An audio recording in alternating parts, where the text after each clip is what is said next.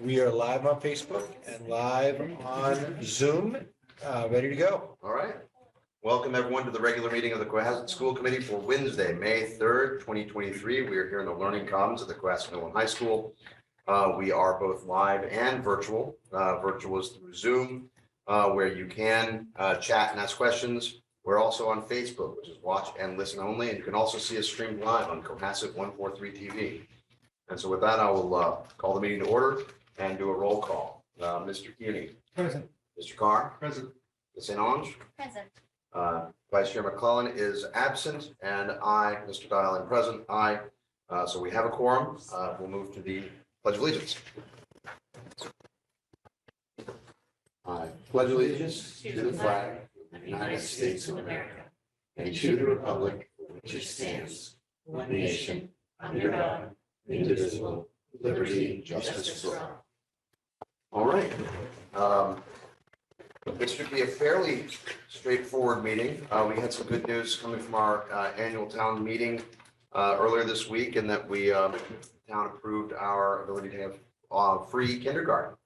And so hopefully that becomes self-financing in the future. And we have caught up with our neighboring towns and communities and extend the appeal of our district and our public schools all the way down to kindergarten. So this is a great thing. Thank you to everyone at the town for doing that. At this point, I'll move on to public comment. This is the area of the agenda where we invite members of the public to make any statements about things not on the agenda. If you want to make a statement about something that is on the agenda and just let us know that you're going to do that, you can do that now. But if you could wait for any substantive statements till that agenda item. And with that, I'll pause for a couple beats to see if there's any public comment. All right, public comment.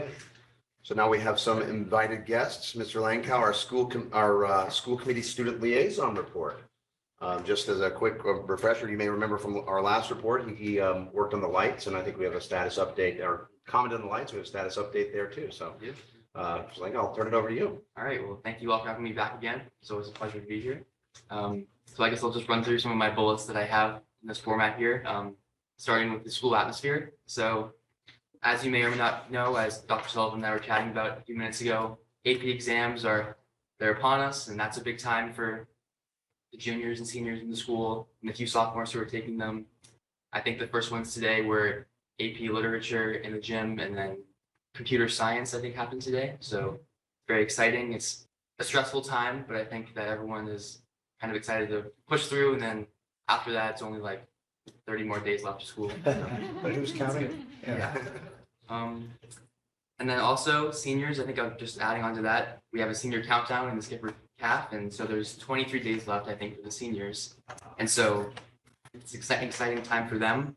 And I actually want to bring up a point that Coach A, I was talking with him, and he was saying how right now there's lots of smiles and they're all happy about it, 23 days left, but I think soon there'll be a lot of tears because they'll be sad and they'll miss their time. So that's what's going on with the seniors.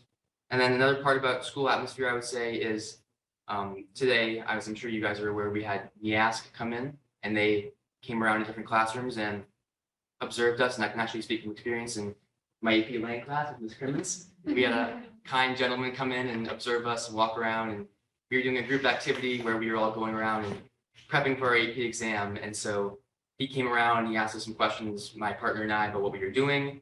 We explained to him what we were doing, and that went well, I would say. And that was what happened there. And then I guess, do I have any questions before I move on? Yeah, I'll add to that. It was, I think, a wonderful day. Really kept them busy.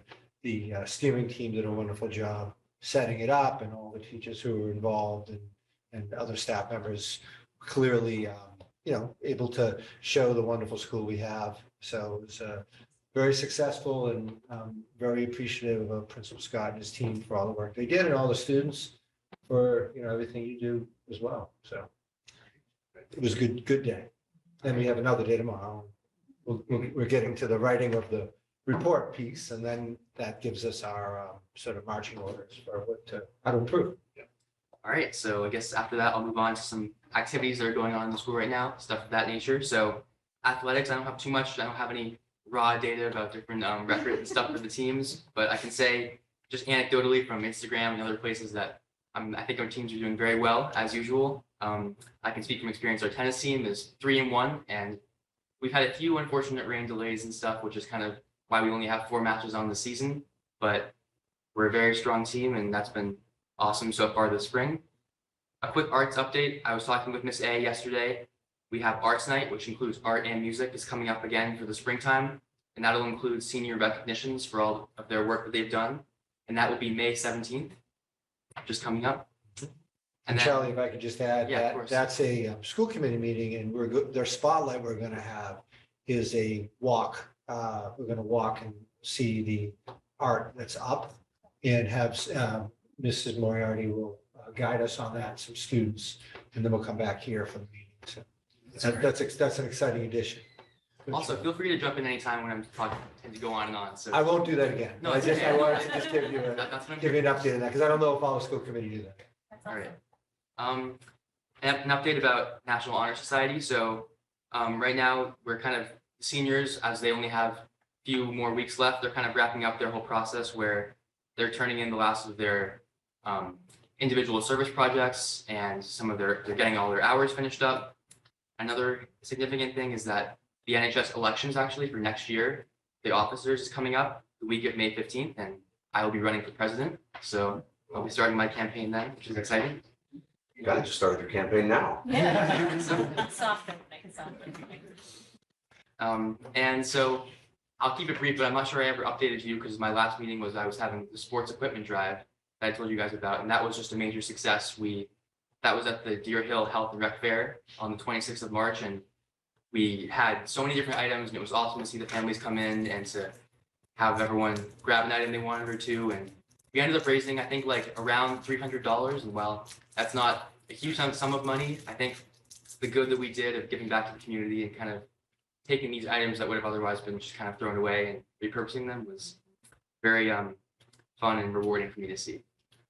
And so I'll move on to some positives about the school that I would say is happening right now. We had the PSO color run and the pep rally, which happened last week, which was a big success. I was not able to participate in the color run because I was actually helping out with the freshman boot camp, which was happening, which was like kind of an event that some teachers, Coach A, Ms. Norton, Mr. Ford were organizing that was kind of just helping freshmen with the transition to sophomore year as they wrap up their freshman year.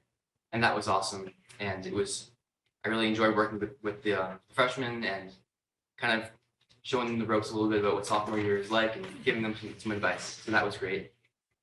And then another thing I actually saw in the newsletter, Mr. Scott's newsletter, is the Learning Commons, where we are now, will actually be open every Tuesday and Thursday now with consistent hours, which is great because I've always loved to utilize the space. It's so nice in here to get work done or to just kind of relax at certain periods. So having that kind of consistent time, I know will be super helpful for me, and I'm sure many others. For example, if I have practice later and I don't want to go home and come back, I can just stay through here on those days, which makes it easy for me and the space gets used. So that's a positive. And then finally, the lighting that I addressed last time. So when I was putting together my little outline here for this meeting, I was thinking about things to talk about, and then I realized I mentioned the lighting last time. And to be honest, I hadn't noticed the lighting at all since I mentioned it last time, which is a good thing because it means that it was fixed. So the lighting in all the classrooms, I think, is largely better. And I can't speak to the bathrooms. I know you were talking about the Oh dimming. yeah, they're just creepy and I feel like I'm gonna get murdered because of that. No, Other than because that, it's fine. it's the energy efficient lights, which we all are Yeah. aware of. If you work here, they take a minute and they do give you the impression that maybe you're going There's a down. dimming that lasts a week too long. That could be just Yeah. fixed. So I can't speak to that, but other than that, the lighting, the brightness has been fixed, which is good. And that's pretty much all I have. There's nothing really I think needs to be addressed. Everything is awesome in school right now, which is good. I'm not gonna make up anything to complain about. So We appreciate that. that's all I have. And if you have any questions, feel free to ask me. Thank you. Thank you very much. Mr. Keating, any comments, questions? No, it's always a pleasure to have you see us, Charlie, and keep up the good work. Thank you. Mr. Carr? No, Charlie always shows up very prepared. Thank you for the great update. Ms. Helms? Yeah, same, thank you and good luck with the end of the year. Like, a lot is about to happen in the next 30 some odd days, so good luck. I'm sure you'll finish strong. Thanks for coming. And on my end, well, I have 4 points I'd like, no, I'm kidding. Great job on the speech. It's really, we value very much your input as kind of the eyes and ears on the ground for the students. And getting this direct feedback is really useful for us. So thank you for doing it, and congratulations on the ending of the year coming up. So thank you. Great job. Thank you. Thanks, Have a great Thank night. you. Okay, we'll check. Busy meetings, we'll let you go. Thank you. All right, we've got some more invited guests for a service trip, School of the World, from Ms. Crimmins, Ms. Nelson, and Ms. Amber. So Yes. please come up, and thank you very much for coming tonight. Thank you for having us. Thank you. If I could just take the opportunity to say, this is Teacher Appreciation Week, so I want to thank Ms. Crimmins and Thank Ms. Nelson, for all they do, and of course, all of our teachers who, I always say the most important relationship in the building is the relationship between our teachers and educational staff and students, and they drive everything. So it's wonderful to be amongst such amazing teachers every day. So thank you for all you do. And I also want to say how excited I am about this particular trip, because as you know, our vision is to empower students to improve communities, the vision of Cohasset Public Schools. And this is a very exciting opportunity. So I'm excited to see this, and I'll let Carol and Karina introduce our guest as I queue up the slide. Sure. This is Natalie Hambler. We came to work together because a former student, actually, Nina Muskosha, reached out to me. She was doing an internship at School of the World, and she thought it would be a perfect fit for Cohasset. We have many trips, which it's a wonderful thing, but not really a school-sponsored service trip. So Ms. Nelson and I started talking about it when we were working together at the Diversity Fair last year, and we reached out for more information, and the more we learned, the more impressed we were.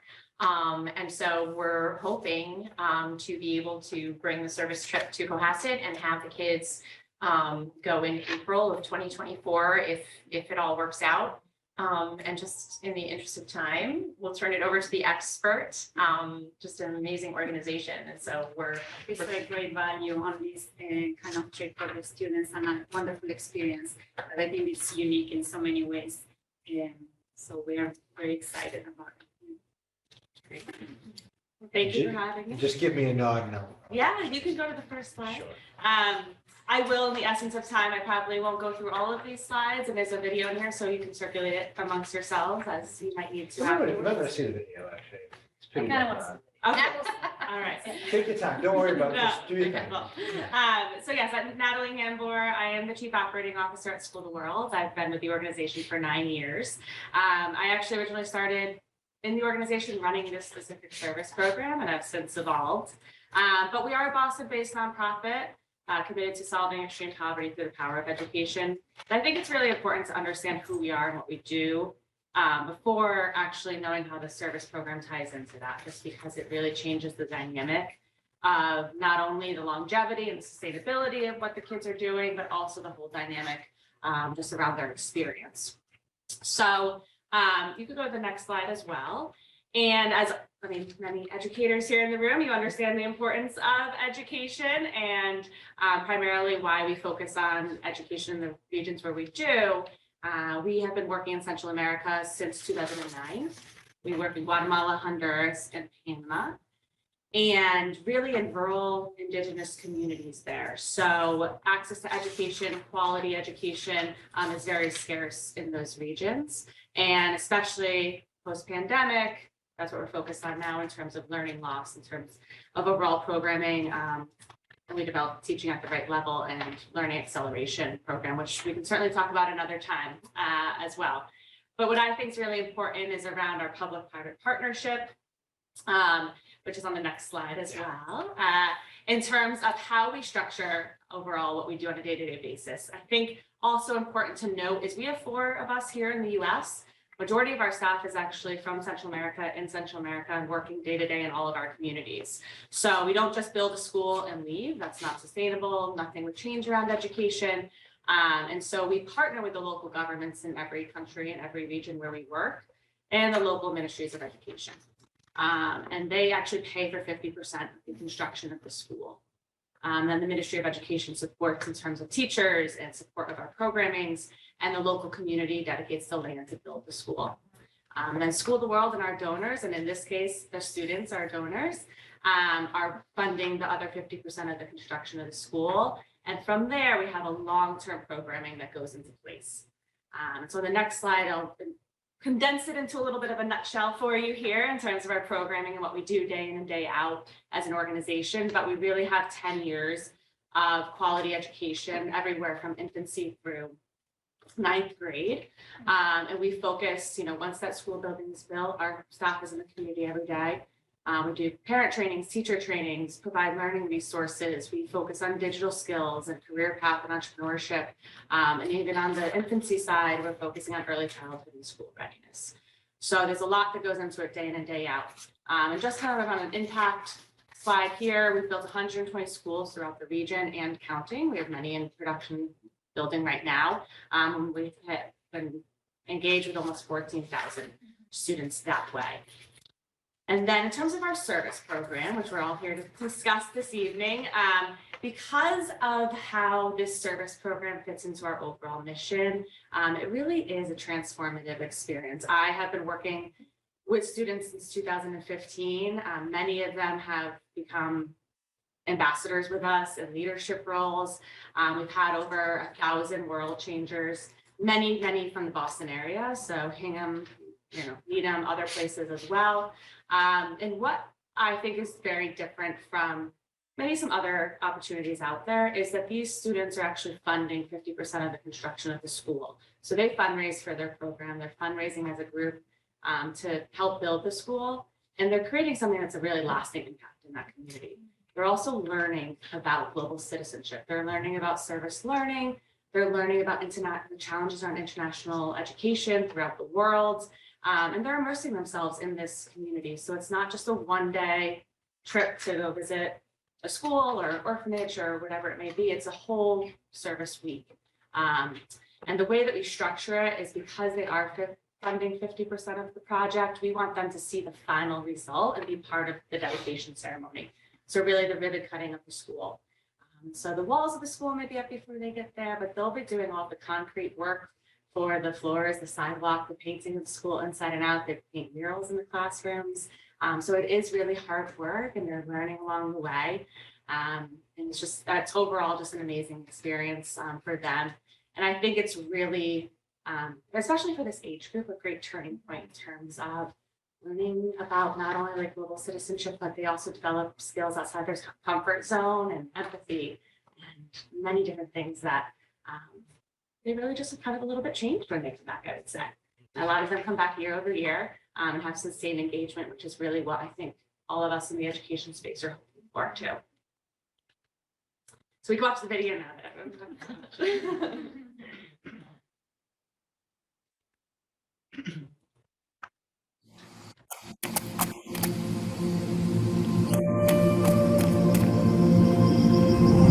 When you compare our homes and how we live, I live in Massachusetts, and when you walk around, it's nothing like it here at all. It's completely different. You see, when I walk around in the streets, when I can go up my street into the corner store, it's just right at the top of my street easily. While these people, they're walking miles for hours and hours just for just even a bag of corn. And when you kind of look around on how they live, to be honest, it's not really anything. It's really humbling, and you just kind of look around, and even the kids, they still have smiles on their faces. It's just, I don't know, I just have to have more gratitude. Our lives are so different from anyone I've ever met here, any of the countries that we've ever visited, that you just can't be scared to see different things and take a risk. Every day when I'm at home, I'm thinking about these trips and everything they have taught me. Hi, I'm Hope. I'm from New Canaan, Connecticut, and this is my 4th trip with School of the World. Each trip has been so different and so monumental in my life that I just can't imagine not coming back.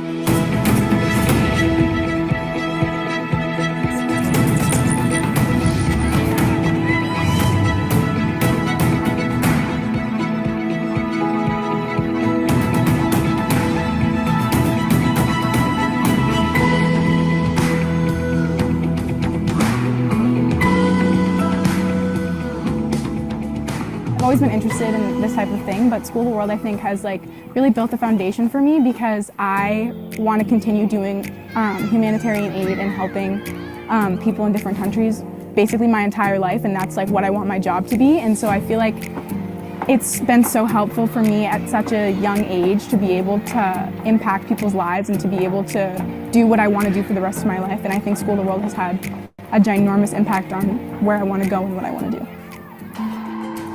My initial thoughts were seeing the kids all running around and stuff. And I walked in and I walked past in between talking to all of them. And one kid, he didn't even high five me. He just ran up to me and hugged me. And I don't know, it just kind of just warmed my heart.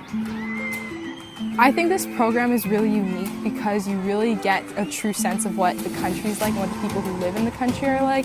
You're going to be in a situation you've probably never been in before. You're going to be digging holes in the ground. You're going to be mixing cement with people who speak a completely different language with you. We're not just here to play and to just see the sights, to do very hard work, harder than anything I've ever done in my life. I think School of the World is such a unique organization because the kids are so involved. It's 100% our project. A downside to it is just the attachment and having to leave them because they pour so much love and they can see the significance of us being there, you know? They know the importance of us being there and helping them. They were coming in, they'd like jump on us and help us with the work, and I've just never seen that before.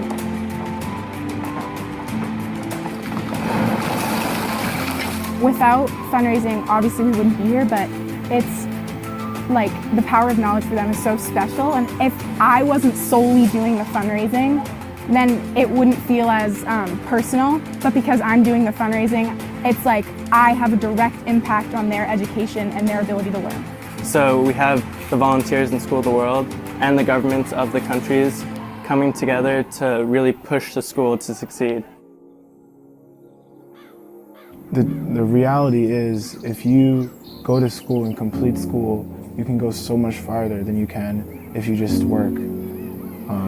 Unfortunately for most of the kids here, they aren't able to have that. I live somewhere where it's mandatory that I get education up till an age where most kids in these areas won't make it in the classrooms, and most kids would drop out before I would have even started middle school. I feel like these kids are going to learn how to make their community better and how to go farther than their parents, and their kids will do the same. It sounds cliche, but I think we take our education for granted, and I think a lot of people look at going to school in the U.S. as a chore, and oh, it's state mandated, and oh, you know, we don't want to do it, but you come here and you realize like how excited the kids get, and it's just like I get to go to school, which is something like a lot of people don't get to do, and I think it's really powerful to be able to say that I have an education.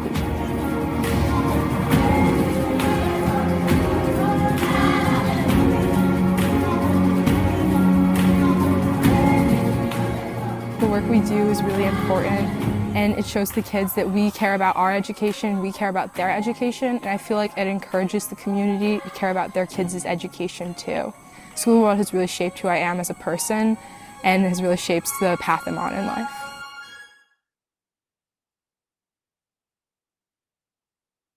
That gave you a nice visual to our program, and hearing from students directly is always just wonderful.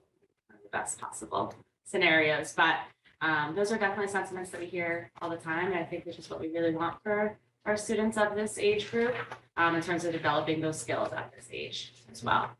So like I said, we are a true service program, and I do want to make sure I answer questions, and we have enough time for that, which I'm sure you might all have. And as I said, there's more slides in there if you want to take a look later, but I'd like to make it as interactive as possible.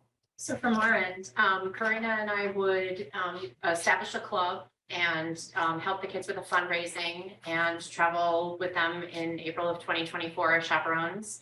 This during April break? Yes, Saturday, no days missed, Saturday to Sunday. It's usually Saturday to Sunday, but we try to leave a day for regrouping on the end before going back to school. The club could be a sustained kind of piece of, you know, where they're learning, exploring, working with the sort of nonprofit end as well as the school community for the fundraising, the education, the awareness, and sort of on a continuing basis until the trip and post-trip as well. And also we can mention to some students to see if there was any interest in their part, and many of them had expressed that, we show the video and they seem like interested and they see the value in a service trip like this. And in terms of the travel component as well, I'll just add, we take care of all of the logistics and the travel and everything that goes with that. And the groups would travel with our staff, both here from the US and all of our local staff on the ground. And we'll be working alongside with engineers, architects on staff, in terms of the whole build and all of that process as well. And the students would stay outside of the village, in a community, in a city, and travel each day to the work site with members of School of the World and their work crew, if you will. Yes. And travel to the same destination each day. And spend the week there on site doing the building and the interacting and the, cultural exchange and all of that. Yes. Yeah, and just in terms of the school club aspect of it, afterwards, we have many school clubs that are formed. I actually is even just part of a service learning aspect of this is that we'd like the students to come home and share the experience locally as well, which makes it a true service aspect. I was this morning just in Needham, and our students that traveled with us in February and April from the high school presenting to 8th graders and sharing the experience and kind of bringing that all full circle in terms of teaching them about global education, global literacy, but also sharing their experience. That's great. Thank you. The video is very powerful. This is really cool, but just a point of order question. It doesn't sound like we have a specific trip to approve. So normally we have, dates, times, things, how many people. So are we being asked just to kind of approve the idea of the trip and then come later with more details about the specific trip for approval? I guess I just want to make sure we're.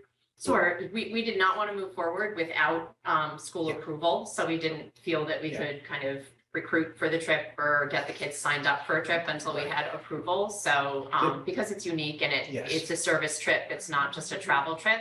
Yep. We figured school approval first and then kind of formalizing of dates second. But Ms. Nelson and I are interested in traveling in April. There are other times available, but for us, it's April that works. So we're aiming for April of 2024. Again, nothing's been formalized. We can't start fundraising until we sort of have approval. So we didn't want to put the cart before the horse. Yeah. So I think. So you're correct. Yeah, so the kind of approval here is the approval of the idea. It's approved the idea for them to get the club going, for them to fundraise with the thought that we will come back and have specific dates. Yep. And probably, I know preemptively, some of the concerns always of school committees is safety and making sure the chaperone student ratio and how that works out. So those are the details. So some of that you might need to find out now, Yes, but specifically what that's going to look like The before the logistics trip. can be later. Yes. Yep. So, but I think we need the logistics for the approval of the actual trip, right? You'll need, so this is not to approve the actual dates of the trip. It's to approve the concept of it because it is so, as Cameron said, so unique. No, I think it's very smart, because you wouldn't do a ton of work and setting a lot of expectations, and then come to the school committee and get buzzsawed. And there's so much work and the back And end. falsely say it's a school-sponsored trip when it is not. And remember, all of these trips are school, any trip that is in front of us and is a school trip. So we need to make sure it's that. I was just thinking through what the resolution would be, but that's helpful. And what I'll do now is open the floor to the committee members for any questions, comments. Mr. Kearney. I said I was going to be. I can switch that up, but I've got this circle that I do. Now I make sure I hit it. I'll go. Okay. Okay. You'll Send I it. always like to hear from you first. I love this trip. I have a very soft spot in my heart for this. I was a Latin American Studies major and I minored in community and economic development. So this is what I did for years.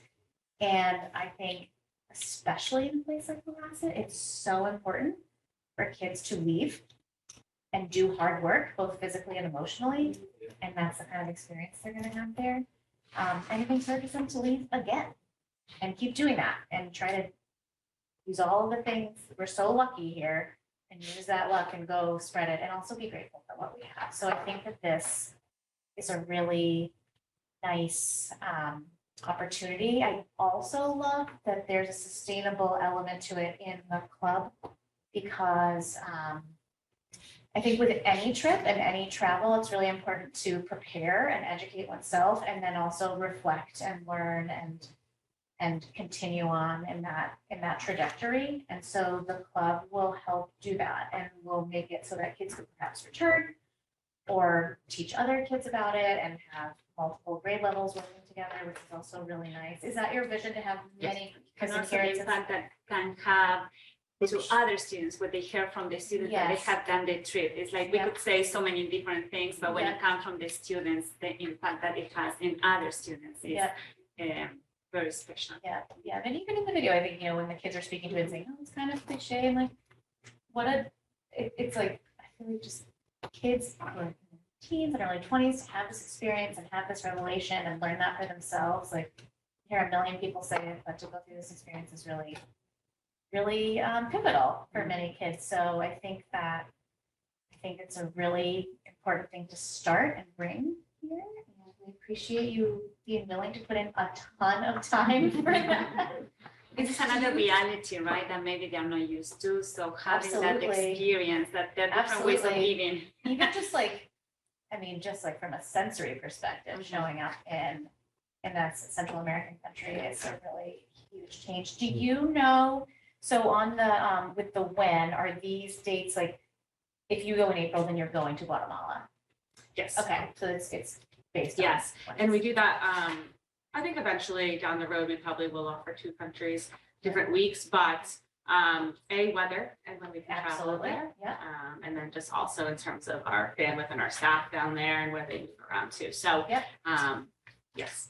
So this is a Guatemala Guatemala. trip, yeah. And that's where we started as an organization Yeah. in 2009, Yeah. and we have the most operations up and running. Great. And it's very, very special in terms of the Mayan indigenous Yeah, culture. no, it's a really, really cool place. I think that's gonna be quite the experience, so thank you all for your presentation and for planning it and for, who was the student who, someone did a, Nina Muskosha. oh, okay, Mhm. okay. Yep, she's a graduate of Cohasset and she did an internship. That's awesome, I love that it's student driven. Yeah. That makes it even more powerful. From beginning to end. Yep. Yeah, that's wonderful, thank you all. Thank you, Ms. Adams. Mr. Carr. This is wonderful, thank you. Some questions about the costs. So is it, so there's, looks like $3,000 per student? It's 3,750 per student. 750, okay. And then we cover, the student together cover the cost of the chaperones. So we actually, when we actually sponsor teachers to come as Okay. chaperones, Oh, okay. as our organization, just when they have a group of students. Oh, I see. We've done that forever and yeah. Okay, and what are the, and I see fundraising deadlines, are those dates or is that dollar amounts? So it's a little bit of both, Okay. just in terms of, we typically want, we kind of don't do them as checkpoints. So speaking about just educating beforehand, we have fundraising seminars that we work with the students on, so they actually learn tactics on fundraising. And then, history, culture and all of that. But we want to make sure that they're actually hitting some deadlines in terms of fundraising, and it's not waiting till like the last month that they're scrambling. So dates and Yes, we'll amounts. get them dates and amounts. Okay, and how much is each student expected to fundraise? So that is their portion. So the 3,750 Okay, encompasses not only their travel costs, Yeah. but it also funds the project. okay, Yeah, so and the travel cost includes the flight, insurance, travel, all of it, and funds the project. okay, and so the kids are taught how to and try, that's their goal? Yeah. 3,750, There is a deposit we Yeah. ask from the families, which Yeah. is 750, and then majority of our students fundraise in some capacity for that other 3,000. Okay. Yeah, we give them just individual fundraising strategies. Yep. We actually have them develop like an elevator pitch while they're doing it, and then also some group fundraisers within the community. okay, great. And Mr. Carr, we also are looking at an overarching scholarship. We have a lot of great trips that go to amazing places and just to make sure that we defray costs as much as possible. It will help some students. This looks like a sort of self-sustained fundraising where the kids can really work for the trip. Yes. And that's wonderful in itself, but just know that with all these wonderful trips, we had trips to the Galapagos, trips to Grand Canyon, and we're just really looking at that as making sure we can be equitable with opportunities. But it looks like this one is because there's work to fundraise. And do the students stay with families or do they stay in the We stay in hotels. In hotels? Yes, we don't do homestays, so we stay in hotels. And typically, given the group size and the size of the hotel, we typically rent the whole hotel, which is our group staying there. And just in terms of vendors and our processes, we've got all vendors. A lot of them we've worked with for the past 7+ years, but regardless, even though they've become School of the World family, we still vet them before every trip. It's our drivers, all their medical, mechanical, driving licenses, everything is vetted prior to every single week we go as well. And would we be, there are other schools that would participate in the same project with us there? So it depends on the size of the group. I think for this, it would probably be a good enough size that you would be able to fund the classrooms as well, just for in your community. But there probably will be other groups traveling the same week. Yeah. So they might stay in the same hotel and have dinners together, so they have interaction with other students and peers, and do some activities outside of the community build together as well. And how do you handle security? Yes, so a few things. So Kate, who's our founder, she was actually a lawyer for many, many years before starting this. But our biggest thing is we have a full risk assessment that was done on our program by, Chief Medical Officer for Latin America, our Chief Security Officer for Latin America, and they built our policies and procedures and they update them every single year with us. So there's a number of different aspects that we have in place in terms of what we do. First and foremost, we register everyone with the local embassies. We actually have GPS tracking on all of our vans, and we have a third party that watches our whereabouts. That's just an extra layer of security. We've never actually needed it, but it was the recommendation of this risk assessment team. But also their kind of conclusion was we have the best possible model to bring minors abroad because we're so deeply embedded in the local government and in the communities. Okay. And so our team is fully trained on all medical aspects you could have, as well as natural disaster, political unrest. We are monitored in terms of overall security every single week. We're briefed just what's happening in the country by our executive team that's down there. And we don't travel to any advisory, State Department advisory locations within countries. We do purchase insurance for every traveler. So aside from our overarching insurance that we have as an organization, which has everything to cover anything that could go wrong, like ransom or things like that. We do international. These things happen though. No, we have to be involved. I mean, our board of directors, we're a nonprofit, we have board of directors, we have everything in place, but every traveler will get trip interruption insurance.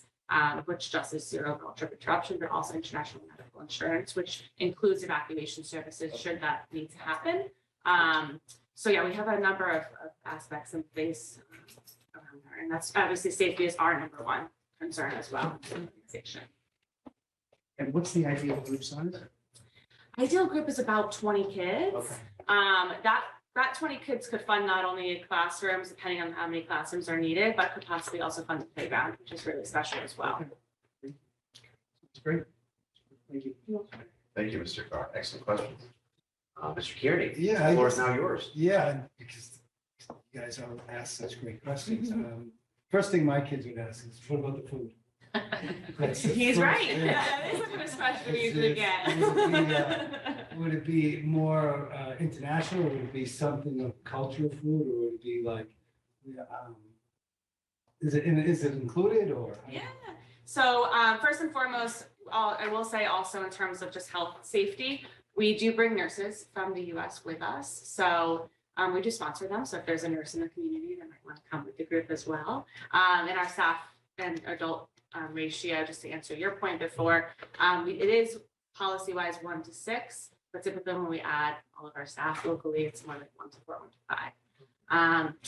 And we do vet, we do have all the medical records of every student, so we can accommodate any allergies in terms of food. So like any dietary restrictions or allergies, we are fully able to do that. And the food, we do try to do a mix of what is traditional there, which, you know, is rice, beans, meat, tortillas, that sort of thing, because we want them to have local food and it's delicious. But then also we do know it's high school students and some of them could be maybe on the pickier side. So we kind of do a mix of what they might be used to plus international food. We do have them make their own breakfast in terms of continental style breakfast, cereals, that sort of thing, and they make their own lunch and bring it in communities of sandwiches and chips and snacks. And actually, a comment I got from a chaperone that came just with us in April was that she loved that aspect of it because a lot of students these age don't make their own lunch anymore. Yeah. So it was just another kind of skill soft skill they were developing, but we got a lot out of that, yeah.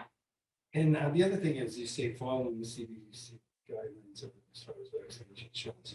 Do you see it as getting updated, like this is a year from now, as we're slowly really coming out of this? The recommendations have actually already changed. So do you go on specific, do you see that changing? Yeah. So like next time you come in front of us, I'd like to know if that's still updated or what the updated country is, because if kids don't have to be vaccinated by then we should know if they need to. Right, exactly. So we can follow up on that next time. Of course. And I mean, vaccinations we are keeping in place. I think a lot of travel programs are in terms of requirements at this moment. And for us, it's not only just the students traveling as a group together, but really the communities they're visiting are impoverished communities. And so just in terms of safety on both ends, we have kept it that way. But yes, we will be updating as things are evolving. Yeah. Thank you. You're welcome. I don't have any detailed questions. I think this is a tremendous opportunity for our students, and I thank you for building it and bringing it to us. This is amazing. You can see the videos of kids building perspectives that they don't get here. And on your comment is precisely right. This, shows and really reaffirms to students that, giving back, number one, but also that we have we live in a privileged area, and we should not take our focus on education for granted. And this is phenomenal. So I do want to give you what you need as far as we'll get a motion to approve the idea of the trip and express our support for the trip, pending you coming back with this specifically the trip for approval of the specific trip, as we would do with any sort of trip. So And the formation of the club, right? do we approve formation of clubs? I don't think we do. No, that's at the building level. Yeah. So I think we'll do. So I think the resolution for us would be that we express our support for the idea, and then we support the development of a school of the world trip, and encourage you to build clubs, or however you want to get the word out to students, so that we can move forward. So.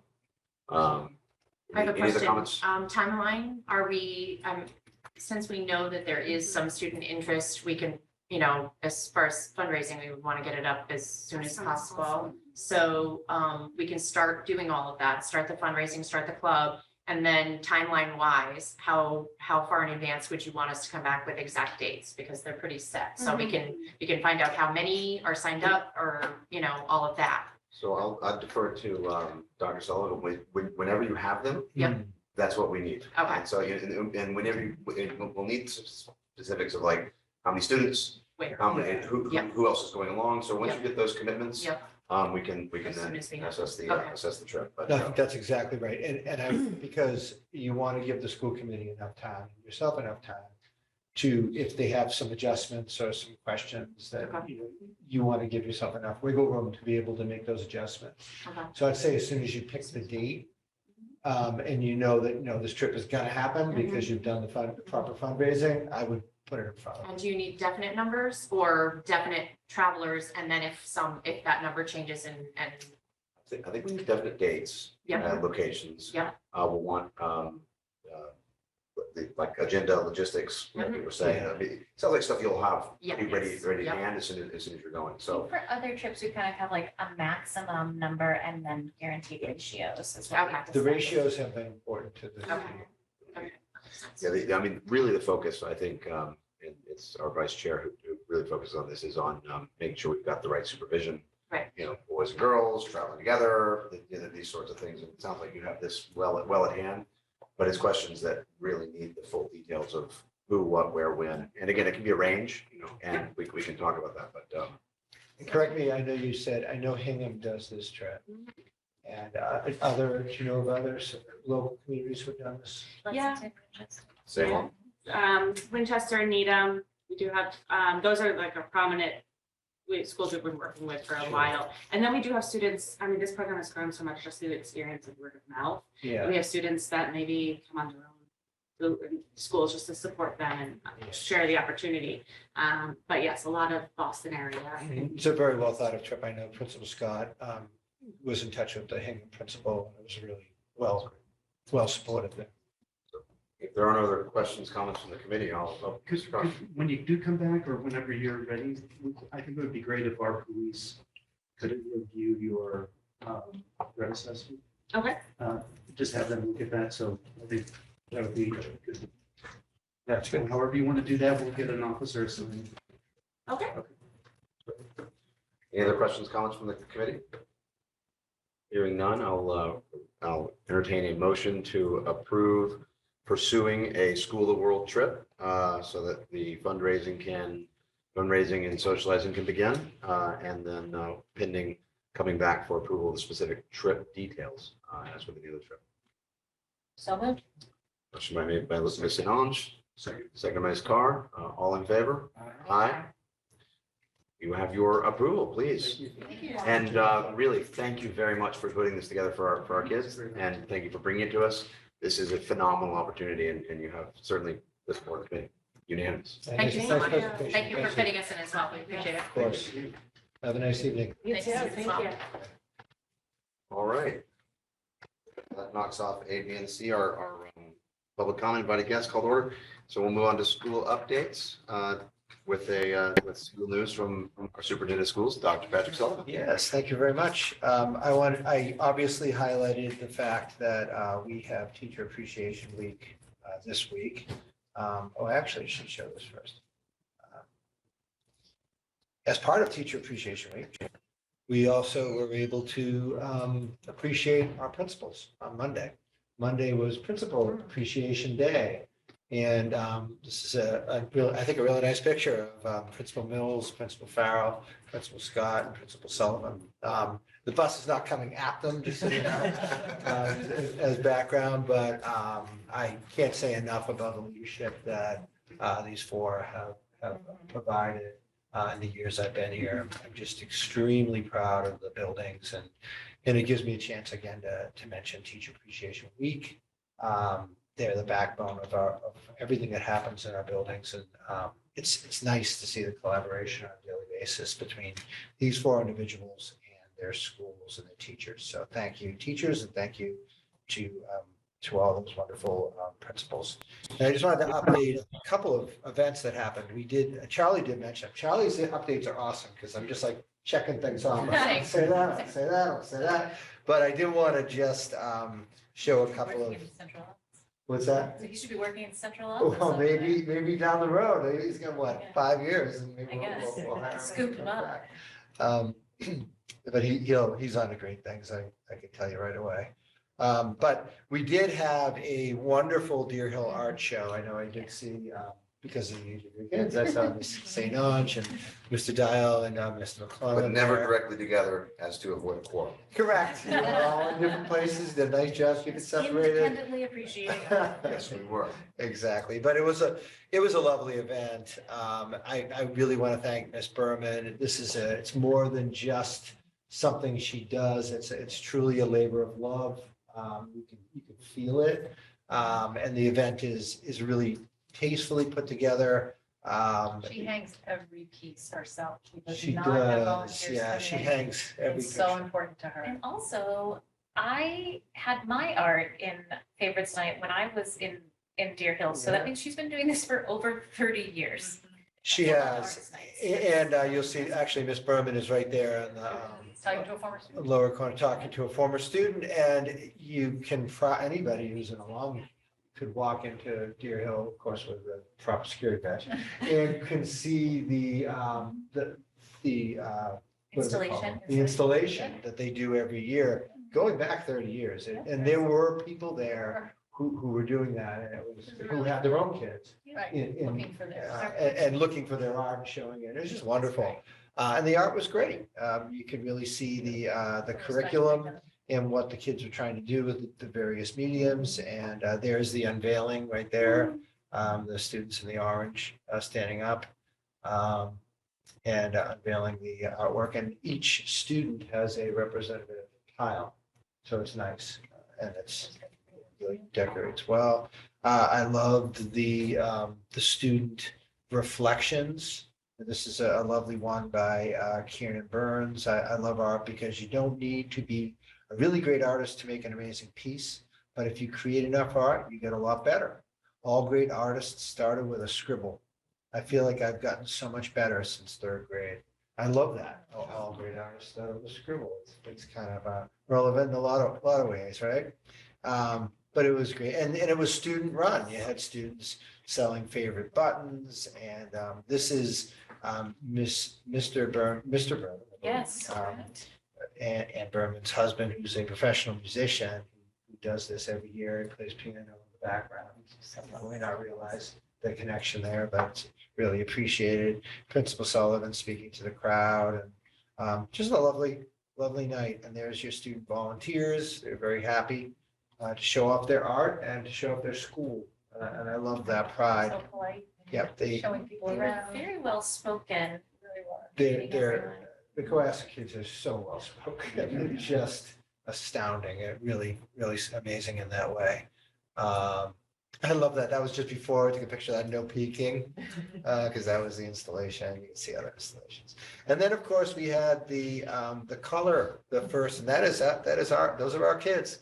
And the first ever color run, sponsored by the PSO. And we, obviously, you can tell we had a half day, and we used it as a real social emotional day for our students. And it was great.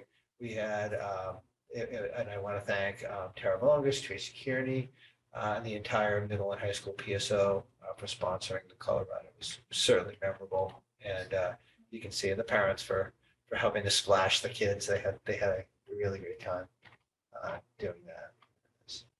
And then just a quick shout out to, we have so many contributing folks who help the schools and beautify the schools and do a lot. This is just Chris Kennedy and his efforts with Kennedy Country Gardens to help beautify. And they do it at all our schools, but this in particular was Deer Hill. So you can see the beautiful tree that they put in our, I don't know what you call this, planter, thank you, outside of the, that's exactly what it is, outside of Deer Hill. So I just wanted to highlight that because I thought it was nice. And then the other thing I wanted to just mention was, this is, oh, that's interesting. This is a nice email from our director of finance and operations to all to staff, but this just, I thought, did a nice job encapsulating everything that we were able to get from the town. I want to thank the town. I want to say, it was nice to be at that event and to really feel, as I do always, that the town is very much behind the schools. And I want to thank the town manager, Chris Senior, everyone who did the work in those committees, the capital committee, the advisory committee, and did a lot of hard work, the select board, and any other committee I'm forgetting. And it's not intentional, but it is going to help our schools improve and keep working on that, becoming the best schools in the state. Effort that we're invested in. But you can see we were able to approve and I have to thank the school committee, because without school committee approval and your support, and you're constantly pushing of us to advocate for these positions and changes, we certainly wouldn't be where we are. So these are really, I think everyone should feel great about this. who's involved across public schools, but we have a new grade 3 teacher, 0.5 math specialist, a 1.0 preschool teacher at Osgood, a 1.0 preschool ESP, a 0.5 math specialist. You won't be surprised, but our leadership team, because we had anticipatory postings, we're on. I'm meeting with people this whole week. I've been hiring For these positions. folks in these positions, and they're fabulous people. And we'll look to do an update where we are next meeting, maybe, to give you a sense of how far we've come with this already. But you can see a 0.5 athletic trainer, a 1.0 librarian ESP, a 1.0 custodian, and then the capital items that were approved. I don't think we need to go through all of them. Yeah. Because they're right there, and we've gone through them with that recommendation. But this is great. That was it was wonderful. It's always wonderful to get the budget approved. It's really terrible if you don't. Sure is. And this was a good go. And then next year we'll get the bus parking squared away. We hope, and it's nice that it ties so closely to our strategic plan too. Yes. So that was my update. Great. Thank you very much, Dr. Sullivan. You're welcome. I think now we move into our teaching and learning block to Dr. Leslie Scollins for any academic initiatives or updates. We're always keen to know about the core product that our schools produce, which is education for our students. You have the power. I do like you. Okay, some of things open. On my screen. So. There we go. Okay. All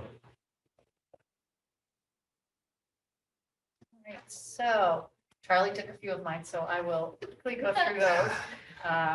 But that's one thing. So spring assessments, springtime, lots of assessments happening. I'd already told you about the MCAS. I darkened the ones that we're currently or going to be going through. We've already done ELA for all our grades 3, 4, 5, 6 through 8, and 10. We are moving into math in the months of May and science. So we'll be finishing up with the high school for their physics in June 6th and 7th. But everyone else will be done in May. So starting next week. So Dr. Scollins, how are these dates set? Are they set by us or are they set by the state? So, good question. So the grade 10 dates, those are all set by the state, right? So anything that you see up there for the high school, those are all set. We get windows for everything else. And so what we do in the fall is, in fact, I just got the calendar today for next year. But what we'll do is we'll sit together in the fall with all our players at the table. We will look at everything that we have going on around assessments. So we'll make our MCAS dates. We'll pick what will work for that. And then at the same time, we'll also look at our benchmark assessments, our windows, because what happens here with the MCAS definitely impacts our spring when it comes to our end of year assessments. So I have another slide on that to tell you when those windows start. So it feels heavy assessment, especially when you see it like this. But it's the end of the year, so we have some tips taking to do and looking for some trends. So there's our MCAS, and then Charlie talked about AP, our advanced placement exams. So I'm not going to go through all of them, but we have a lot of students that participate in our advanced placements. Some courses more than other. You can see there's just a few that are just one or a few students, and others that have a large number. But this chart is just set up. You can see the date on the left, which exam they're going to be taking, which grades are participating in that exam, and then the number of students that have signed up to take that exam. And next year we'll do a comprehensive report on how students did. Great. Yeah. That'd be great. So can I ask a question? Sure. If like United States government and chemistry, have one student taking each of that.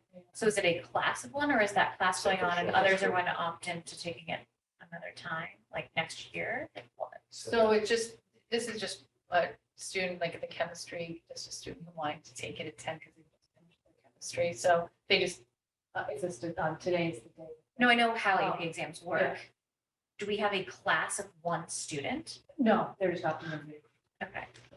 So they're opting to take the AP class, but it's not an AP class. They're taking the test. They're taking the AP exam, but it was not an AP class. They took Chem. Correct. That's what I wanted to clarify. But you could purchase the book. Sure Do can. that, yeah. And then sometimes there's VHS classes. Yeah, totally. Yeah. I just wanted to, Yeah, it's a good question. you know, when you see one up there, you I think, know. wow, what an Well, interesting you're use gonna of see resources. You're gonna see computer science, like you're gonna see other ones. We don't have an AP computer science. Yeah. course yet, but, you know, students. So remember, one of the unique and I think really wonderful things about Cohasset that we work AP is we have open enrollment in AP. And we also do very well. So it's sort of rare to have the scores we have in an open enrollment Yeah. scenario. So that's a really, great. that's something we should absolutely promote a little more in terms of success of ours, because it's rare. And when I came from, my previous district, that really stood out to me. It's great. Thank you for that clarification. And then you can see, there's some courses that are really high enrollment. We have our English, literature and composition, macroeconomic statistics. And then we have all of these. So you can see these are pretty well, Yeah. these are all courses. Yes. Yeah. Right, and then our spring assessment for iReady, that diagnostic window opens May 22nd for elementary and begins May 30th for the middle school. So there are 2 days for ELA, 2 days for reading, but that's up to the buildings as to how they parse that out. That'll be really nice to see how it progresses through a whole It will be really cycle nice. now. Exactly. Assessments. And then some other date updates, just the Arts Curriculum Review Committee met on the 27th of April, and we're in those final stages of phase 1 of the self-study, which is really great. We'll be meeting with the Math Committee on the 24th to work on that process. We already told you about NEASC, so they're here looking at our self-study here at the high school. And then just some committees that you can see that we have that will be meeting. And then if you remember the last time I was here, we talked about how the Department of Elementary and Secondary Education had that mass literacy guide for families. And so I've been working with a group of leaders and teachers from around the state. And they actually went and a group of them met with Department of Ed, 3 individuals, and they have taken down that chart.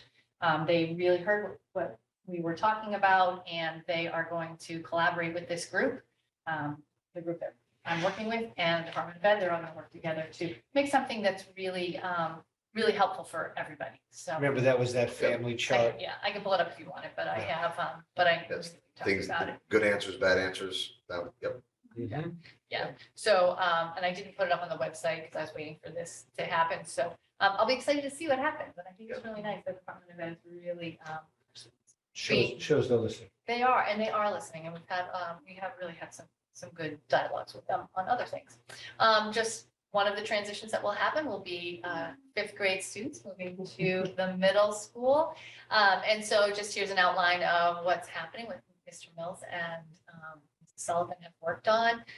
Families got a letter in March, a student survey went out so that students could share their concerns and their hopes so that the incoming staff knows what's happening. There's visits that will occur. Some are virtual, some are in person. In fact, on Friday, Principal Mills and Ms. Pearson will be going down and meeting with individual classrooms. They don't go all together as grade 5. They do individuals, which they find really successful. And there'll be some opportunities for parents to hear about course selection, and then students will be able to choose their courses.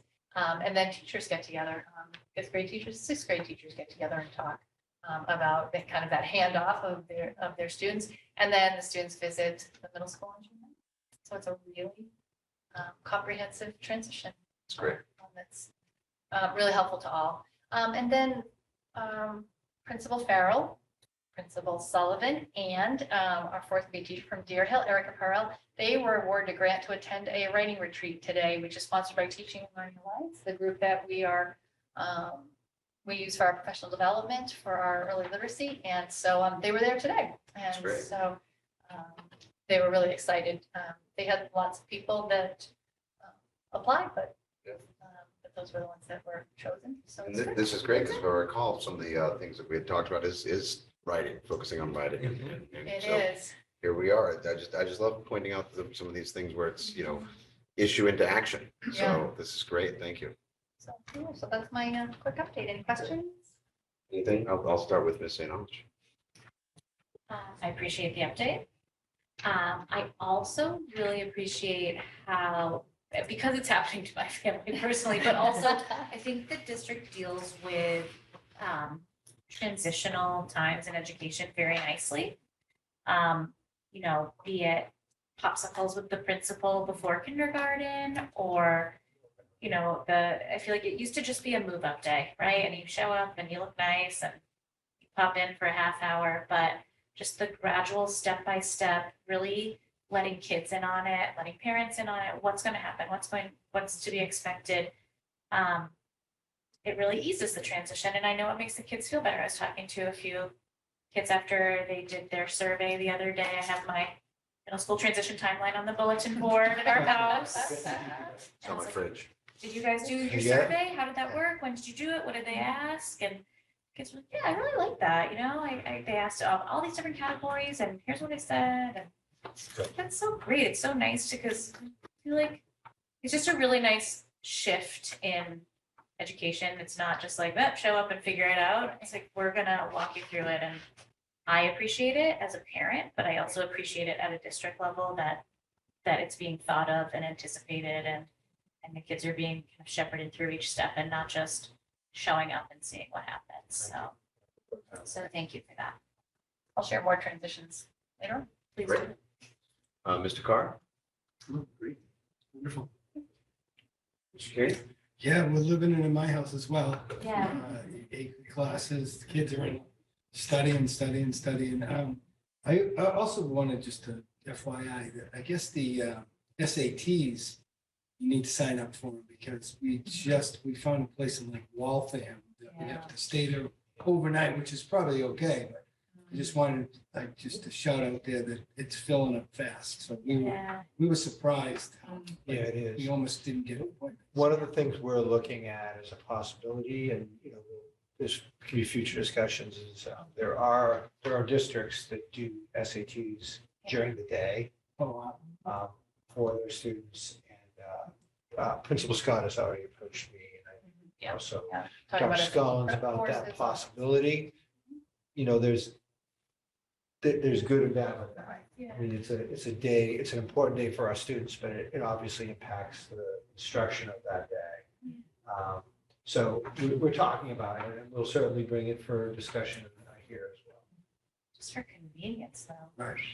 It makes a lot of sense just for the point that Mr. Kearney just made. Right, It's yeah. not so easy to find testing centers. Right. I think it's become a little more challenging than it used to be. It absolutely.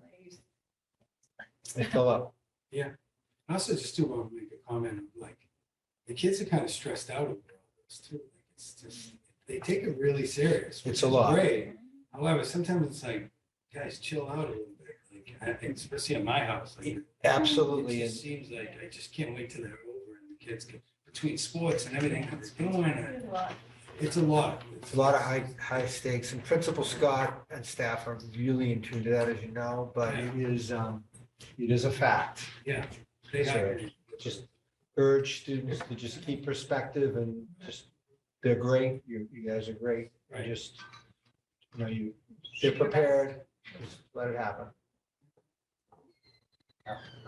Thank you, Mr. Kearney. Dr. Scollins, nothing really from me other than thank you. This is one of my favorite parts of the meeting, seeing these things, and this is information I didn't know I wanted to have. This is great. It's, and you're doing a really nice job of keeping us informed of this stuff. And we're looking forward to more data and updates as we move forward. So with that, we'll move on to Ms. Barbara Swanka, our Director of Student Services, for your portion of teaching and learning. You also have the power.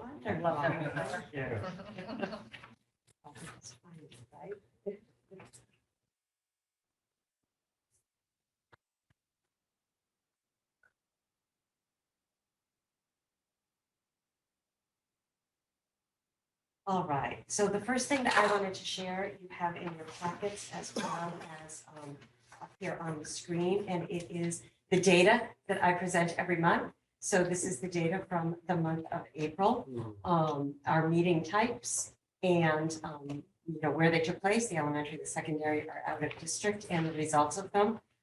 You can see there that the elementary actually did not have any annual reviews during the month of April. Secondary, meaning the middle school and high school, had 9. 2 annual reviews took place for out of district students with a total of 11. Our reevaluations, which as you know include assessments, there were 2 at the elementary level, 4 at the secondary level, 2 out of districts for a total of 8. And the interesting one for all of us, I think, as our focus has been, the ongoing development of MTSS and the initial referral process for students. At the elementary level, there were 5 initial evaluations during the month of April. If you look at the referral sources of those, 3 of those came from MTSS meetings and those students were found eligible. 2 came from parents, 1 from within Cohasset Public Schools, which was not found eligible, and 1 from a non-Cohasset Public Schools, and we've talked about that before. It may be a little one, or it may be from a private school, and that student was found eligible. And also at the secondary level, 2 initial evaluations through the MTSS process, both of which were found eligible.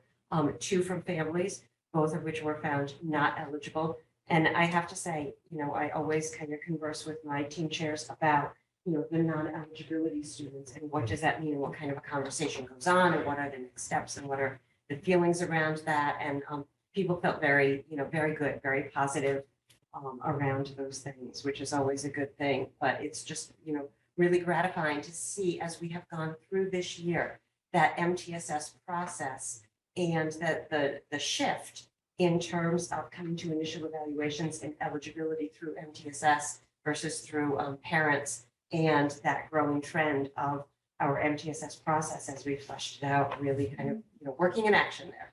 And those non-eligible situations that provide us an opportunity to keep a connection and to make sure that we're looking at that and supporting. Absolutely. Yeah, there are a lot of things.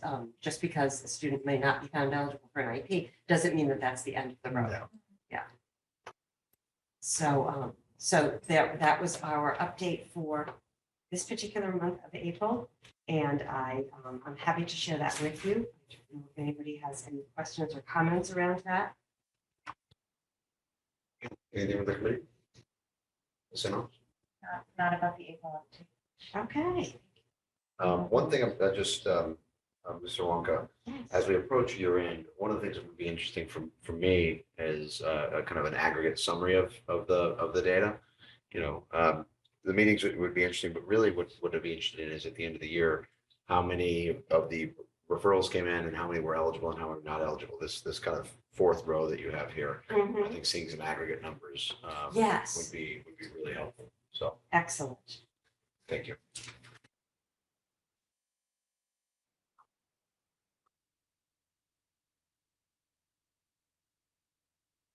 Get another piece to go back. Just- At least you're just noting. I thought so. Yeah. So, Which is a good thing. You still have the floor. Thank you. The next item that I really would like to go over would be, and this kind of connects to, some of the things that we've put in place and had discussions around when we were presenting this week and looking at some of the accomplishments and where else we want to go and so on and so forth for the budget. I want to talk a little bit about some of the initiatives that either have been put into place or put into place at a higher level that we have been continuing through. This is particularly this year, as opposed to, across the 3 years, but for people to have a little vision and perspective of what have we done and where are we going? And then my next slide about where are we really going, for the future and what are we looking at? So some initiatives put into place, Seaside Consulting was a partnership that we had before I came on board here. It was a group, with whom I had worked in my previous district as well in terms of really kind of training people in the co-teaching experience. We have continued that partnership with them, and we are really elevating that to another level, which I will talk about in the next slide in terms of the goals, so on and so forth. But that is still a very active consultation that we conduct, and we are bringing it further along. The BRIGHT program, which is the Bridge for Resilient Youth in Transition, we actually expanded, and I will talk about this in my next slide too. We had that partnership and we expanded it and added in a school social worker, if you recall, to really kind of take the reins of that and move forward with it and really be able to do a lot of nice work for our kids who really do need some bridges built for them in terms of their transitions back into school from whatever difficulty they might be having, as well as contact with families and outside agencies and so forth. We have continued the William James Interface Referral Service Program. That is, if parents and families are really finding a need to avail themselves of some clinical supports, it is a place where we can reference, people can make a call there, so on and so forth. And I'll talk in my next slide about the expansion of that. Program evaluations, which I've talked about before at the secondary level for our social emotional development and at the elementary level for our reading services were things we conducted. And we have a monthly clinical consult that I've talked about before with a child psychiatrist and a child psychologist, which is just really very helpful for our entire district. In terms of programming, some of the initiatives that we have put into place is we've started the development of therapeutic programming at the secondary level. We have a teacher at both the high school and at the middle school whose caseload focus is really at that social emotional therapeutic kind of needs for students and how that impacts their access to the curriculum and their ability to learn. And we're going to continue to flesh that out and develop it. You can see here that I have on co-teaching at the Joseph Osgood, and that totally connects to the Seaside Consulting Partnership. We have been providing formal co-teaching training at the secondary level for a number of years now. A lot of our elementary staff are nicely experienced in some co-teaching models and do a little bit more sometimes than just simply push-in services, but really partner with some gen ed teachers to co-teach. But we are bringing the formal training to the Joseph Osgood School. And then we will move up from there, after that into the Deer Hill School. And we will have a K through grade 12 co-teaching training and experience in the district. The elementary intensive multisensory reading support we put into place. We've had a very good year with that at the Deer Hill. And you can see there, I put the BRIGHT expansion, that Bridge for Resilient Youth in Transition. Originally, we had a very basic membership with them, and we expanded that to a core membership. So we have monthly contact with them and avail ourselves much more of their resources and their supports and the contacts of other districts who also participate in that. But can you give a quick just update of like how that program is working right now in terms of like who are we helping right now with that? Yes. So in terms of that is right now headed up by our school social worker. And we have some ESP, some paraprofessional support in the program as well. That helps students if they have been out for an injury and maybe concussed students and are having difficulty, accessing everything they need to do because that can be such a long-term and very individualized recovery. And giving our school social worker is able to provide the atmosphere of the classroom if that student cannot be out in the general education classroom all of the time, to come back to do some studying, to do some work in addition to bridging that from the medical personnel and the families and the teachers and letting everybody know what that student needs and keeping track of some of that work and that progress for the student, as well as breaking down some of that work and providing all of those accommodations that they may need. That can take place, as I said, through some medical conditions that might happen to kids. Also, if there have been hospitalizations due to any kind of social, emotional, or mental health that's been going on, school avoidance issues for students, which often can come out of some struggles that they may be facing, and creating that bridge with those families, with those students, a safe space for students to come into and return in a gradual way, build back into their classes. It's right here. And do all, it's right here, if you turn around and you can see it behind you, and do all of those things that I mentioned before in terms of supporting the students. Good. Thank you. I know there's someone out there wondering what. Absolutely. And then you can see in the staffing, the additions that we made. And this has been across the years, secondary school psychologists way back when I first came up. Feels like it. The Back when we did secondary- things virtually, so. Exactly. The secondary social worker that I've just been talked about, the secondary SEL-based teachers, expanding, as you saw, the pre-K teacher at ESP and the special education reading teacher at the Deer Hill that we talked about before.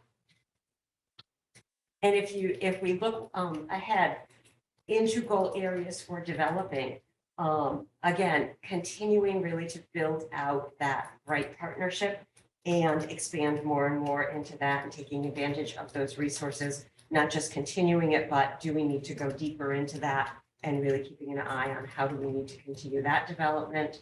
The William James Interface Referral Service Program, families are very much taking advantage of that. We've had a bump in terms of the amount of families and the amount of funding that we are going to set aside and be providing to that from the last couple of years, to this one. And we're going to be continue to, grow that and watch where that's going. And we look at the projections of that and budget accordingly for it. And it's gratifying to see that people are taking advantage of it, and that is really something, a service that we can partner with our families And about. to me, that's not surprising because of the mental health crisis and also because it's just hard to get appointments. Yes. And this is a great service that connects folks with their health insurance, whatever it might be, to make sure that they do get an appointment, get connected to the right person. It just cuts through a lot. So if you're out there and you're hearing this, know that you do have a resource with us to help you in that way. Mhm, definitely. Is it, so we've talked about student services, but this is the first time I think I've heard, and maybe I should have known about it, but or is this broadly known? How is this communicated to parents that this is a resource for them? Yes, this is broadly known, and all of our guidance counselors, school adjustment counselors, school psychologists, and our school social worker are aware of this, have literature on it, and connect with families around it. It's a flyer go home at the beginning of the year. Yes. I remember that. Yep. Yes, and folders. It's also in it is in the On the navigator. very bottom, there's some Yep. resources at the bottom. And again, this came from initially a collaboration with Safe Harbors. Yes. And so it's really town grown. And, I think the town should be proud of it. It's a good, it connects people with services. That's so great. Things that I'm looking forward to in terms of development, in terms of both programming and staffing, that we continue to flesh out our therapeutic programming at the secondary level. That as, right now we have a couple of teachers who have caseloads of students who kind of reflect that, but that as we move on and we continue to see this grow and develop, we've had conversations about amongst ourselves, myself, the teachers, the team chairs, what other kinds of existing resources do we currently have that we can look into embedding into that and fleshing out that program a little more, using some of our guidance and counseling resources to push into perhaps that program and do some groups with them, so on and so forth. So we will be continuing to look at ways that we can grow and expand and provide some more support and help there. We're pushing into co-teaching at the Joseph Osgood. Obviously, we would like to continue that as that continues to develop at the Deer Hill and move up, as I spoke of before. Program evaluations under both partnerships and programming. You've heard from me about 2 program evaluations formal that we have done since I've been here. We can do them amongst ourselves sometimes. Sometimes we can contract with agencies to do them. But as we develop particularly our preschool program, I would like us to look at a program evaluation for that. Right now, The way we're expanding that is we are expanding our second classroom as a mirror image of our first, but we're keeping a very close eye on the early intervention students who are coming up. Why are they coming up? What are the areas in which they need support? And what does that mean for what our pre-K is going to look like moving forward? It might not continue to be mirror image classrooms. It might be more specialized focus classrooms, depending upon what's coming up in terms of student needs through early intervention. And we really want to be very mindful, proactive, and responsive to that. So that's what we're going to really continue to keep an eye on and look at in an evaluative way. And then that will impact potentially our elementary partial inclusion programs. And we want to look at those. What are the needs of students who, because those programs, having taught them in the past, I know they constantly morph and change every certain number of years. What are the needs of those going to continue to be, watching these students come up, and what do we need to do to really meet their needs in those programs? And are those profiles changing a little bit? And how are we going to adapt and change? And then, further on down the line, much longer term, but we have a secondary social worker. Are we going to see a need for an elementary social worker? And we need to think about and project both budget-wise and need-wise and budget-wise, the order. Is that an area that we're going to go forward in? And also, we're expanding our pre-K program. Are we going to be looking at a special education kindergarten teacher in the future? And keep an eye on that, see where we need to go, much further down the line, but always in my mind. And that was my presentation. Great. Thank you, Mr. Wong. I'll open the floor to the committee. Mr. King. Yeah, I can go. Why don't we go crazy, Mr. Carr? No questions. No questions. Excellent. Start off. Ms. St. Ange. With the co-teaching model to be expanded, is there kind of a goal towards co-teaching in certain subject areas, or certain classrooms are co-taught, or what is what's the vision for this district? I know it can look different depending on where it's happening. Yeah, so Principal Farrell and I talked to Shannon Perillo, who is our person from Seaside Consulting, and we really would like to do it initially with a heavy focus on literacy for the younger grades. And obviously, we always kind of look for the general education and special education teachers who really want to do the co-teaching and use them initially kind of as our go-tos and our models and grow out from there. So that's how we're moving forward. Great. I think that was a wonderful presentation. I gotta say, I am so excited about our special ed program because we've really made some really good. And Lydia, I know this is one of the last meetings. We are gonna miss you so much when it comes to this. That's a That's future a agenda. bullet item. point. I hope you have some That's on a- your prepared. I know, I Just the heartfelt comments, pray block to eight. that, but I concur to you so much Yeah. on this. And that said, I'm so privileged to serve with you on this particular issue. And this committee's made some big steps.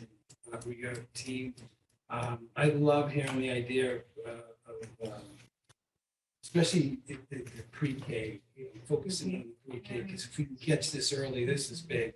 And the idea that you just mentioned, special needs kindergarten, is something that I'm probably going to bring up every time now, because I think that is something that is well needed in this district as well. Because remember, we're a small district, that would help out a lot. So thanks for pointing that out. We'll try to get it done as much as we can in the home facilities. Thank you, Mr. King. Ms. Margaret, I concur with my colleagues that excellent presentation. Thank you. And as Dr. Sullivan can attest, I love the forward-looking stuff. I love hopes and dreams. I love planning out of what we can, what we should, what we could be. And so I very much like your mission there. One of the things that I would encourage you to look at is an area where when I get feedback from parents, I get good feedback, but people who are happy tend to be quiet. A lot of the times we get feedback and it's constructive, I'll say, and it tends to circle around the initial onboarding discussions, the initial meetings, the assessment process, and people talk about the need to get an advocate, whether or not this is going, and people, if there's a way to think about how to make that onboarding process a little more, I don't know, user-friendly. It's very complicated. I've learned a lot that this is a very, very complicated area. I don't know that it is, but if there was an area to look at as we move forward, seeing out some feedback from parents about what if they felt that they were getting heard, if they weren't, and so on. That's an area that I think we can continue to look at as we move forward. And I know you're doing some great engagement with CPAC as well. But as you're thinking about next steps, that's one that I would keep on the radar as well. Can I make a brief suggestion? Yes. I'm just wondering, we all get so much guidance when we're pregnant, we have babies, we have toddlers. And then I think we need a more extensive what to expect, volume for when kids are older. And I think this is an area where that could be very helpful.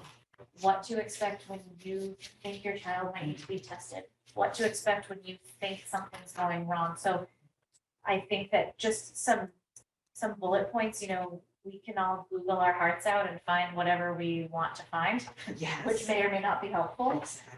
But to have some bullets, a one pager that's it, what to expect. You're going to be contacted. Here are some things you should think about. These are things that might come your way.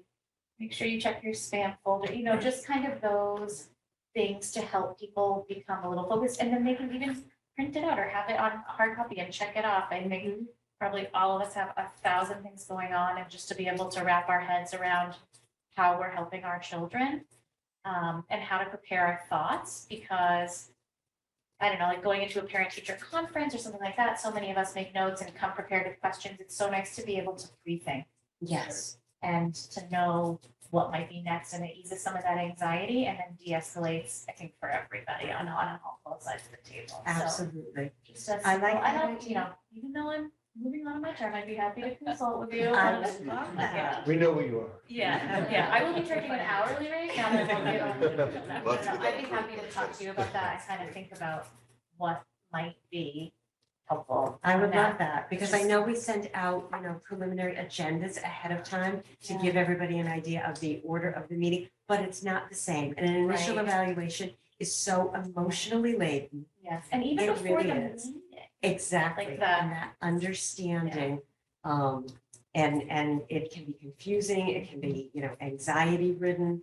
It really can be a lot of things, and the more friendly we can make it. Right, and the more you let folks know that there's a process, and Yes. And it's you're not a not secret. alone, right? You're Yeah. not alone. Yeah. You're not the only, there's help here. Yes. So I think that's really good. Great, thank you. And then the last thing I'd suggest is, as you're moving forward in the day-to-day, think big. Think about what do we need to make this the best student services program that we can have anywhere. And I think you would find that even if the ideas are crazy huge, sometimes those create actionable items that this committee can help you with, because your mission, student services, special education, I think I can speak for the committee, that's full support of the committee. We want to make sure we build out that resource for our kids, our neediest kids. We also had some very positive conversations about how this past week about how we may handle students who may need support with substance. Yes. For lack of a better term, abuse or substance challenges. Yes. Yeah, and they're with a former school committee member helping with that. Yes. So that was another very positive. Yes. So we're really looking at it from a perspective of helping Yeah. students on many levels. It's great. Thank you as always for all of your support. I really appreciate it. Thank you for all you do. So, Thank you. Great. So that'll close off our teaching and learning block, and we'll move on to budget resources and governance.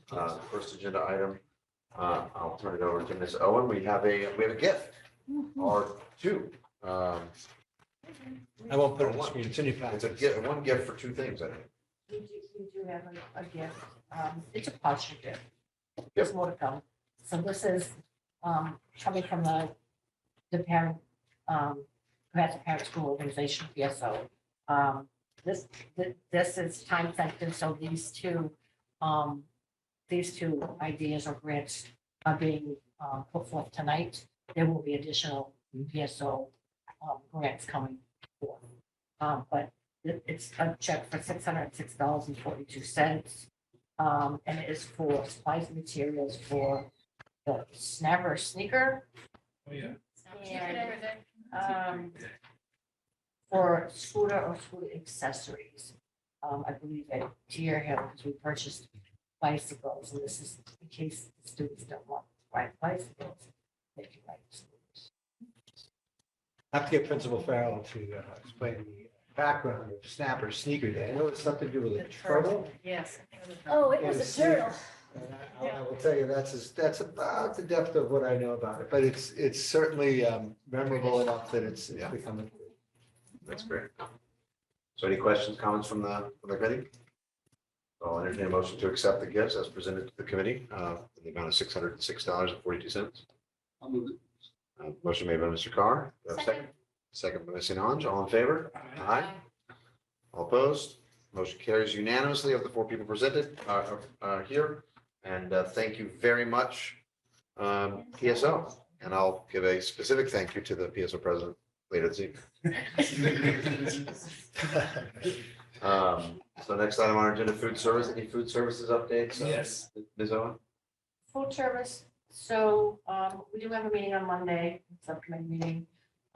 Food service, you'll see very shortly, is starting to put out a new newsletter. Yes. So specifically around food service and menus and specials and all kinds of. Trying to highlight all of those innovative measures that we had talked about that are happening. And we, it's early, but we realize we really need to be communicating that thoroughly. So you're going to see it as a feature, and this week I'm going to put it right on the top. You're going to see it as a feature of my newsletter where you can link to their newsletter, which is brief, and it shows some of the things we're doing each week and the food we're serving. And I'm looking at Mr. Kearney because I know it's a passion of his. Yeah, no, I'm excited. Yeah. It's, so just to elaborate a little bit on that, what we're gonna do on Monday is we're gonna actually look at the ingredients that are in the foods. So that way we can stifle, we're trying to get the less ingredients, the better, right? So we're gonna look at the actual food that we're buying and really get into why are we buying Lucky Charms? Why are we buying this? Because if you look at the nutrition labels and they don't match up and you can't pronounce what we're buying, we just think as a school district, we shouldn't be buying those foods. So we're going to specifically dial in on that. And then we're going to also try to get more fruits and vegetables and local produce and see exactly where we're spending it. And I know that Marilyn and Kim are really excited to show you. Also, they're going to put together a little slideshow of what they've been doing. Right. Because that subcommittee should have a good sense of that. Yeah, and we get some tables coming, some new tables are coming. We do. Yes. So We got a lot of in exciting. order to, we're trying to get away from the traditional long, narrow tables. and, Round tables. Do more round tables, so they see the same number of children, it's just for social emotional reasons. To have in a round circle that everyone can see and talk to each other. So It's a much you'll better. see that coming. Yeah.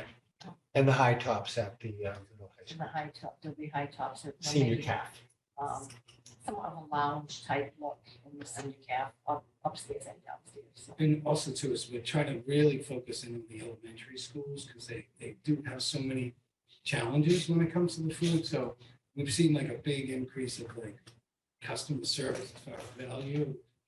We're hearing a lot of good stuff from the middle and high school, except the elementary schools still need work. So, but there are some logistical things that we're going to be ironing out. So And you'll see that, that's a push. We're doing that. We're really working with that. absolutely. And so what we're great about is May 8th that we're going to meet there. We do have a wellness committee, just to wrap that up.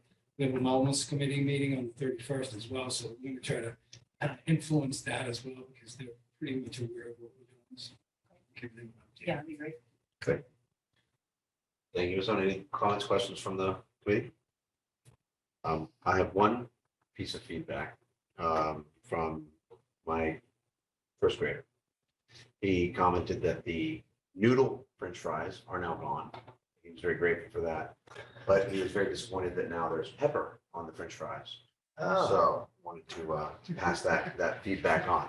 Thank you very much. So, but the noodle French fries. You know, that's really, because my kids are about your kids' age, they also don't like when they see pepper on things. And to me, I used to douse Depends on things. the in kid, depends on the kid.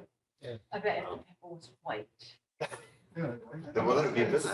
Like that. I was always a One fan day of the pepper, pepper. one anti-pepper in my house. You never know. what you're gonna get. I get, and you know what, he doesn't even eat the pepper. It's like, you don't even know. So anyway, that's a different story for a different time. So transportation, is there any updates on transportation? Transportation, no, transportation operations been pretty quiet. We still don't have a resolution to the tracker on the two outsourced buses. It's gonna happen this year. Not certain, we're gonna see that happen this year, and the hopes is that, as much as we're grateful to First Student for helping us out, hopeful that we will have a full fleet of our own. And we did get the funding from the town to help with that. So, you know, we're replacing our buses, so we'll be turning over our old buses and bringing in new buses, but we're also bringing in new drivers. So hopefully our fleet will be complete with several extras.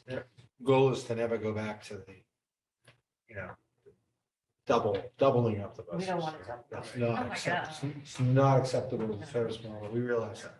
And I believe the discussion at the committee level during the transportation crisis of 2023 was, you know, we had the first student buses, and I believe the intent was to keep them on for another year, just as to continue to have the resource. Well, we're in talks about that. The idea is we're gonna have that buffer, whether it come through First Student or through our own hired drivers.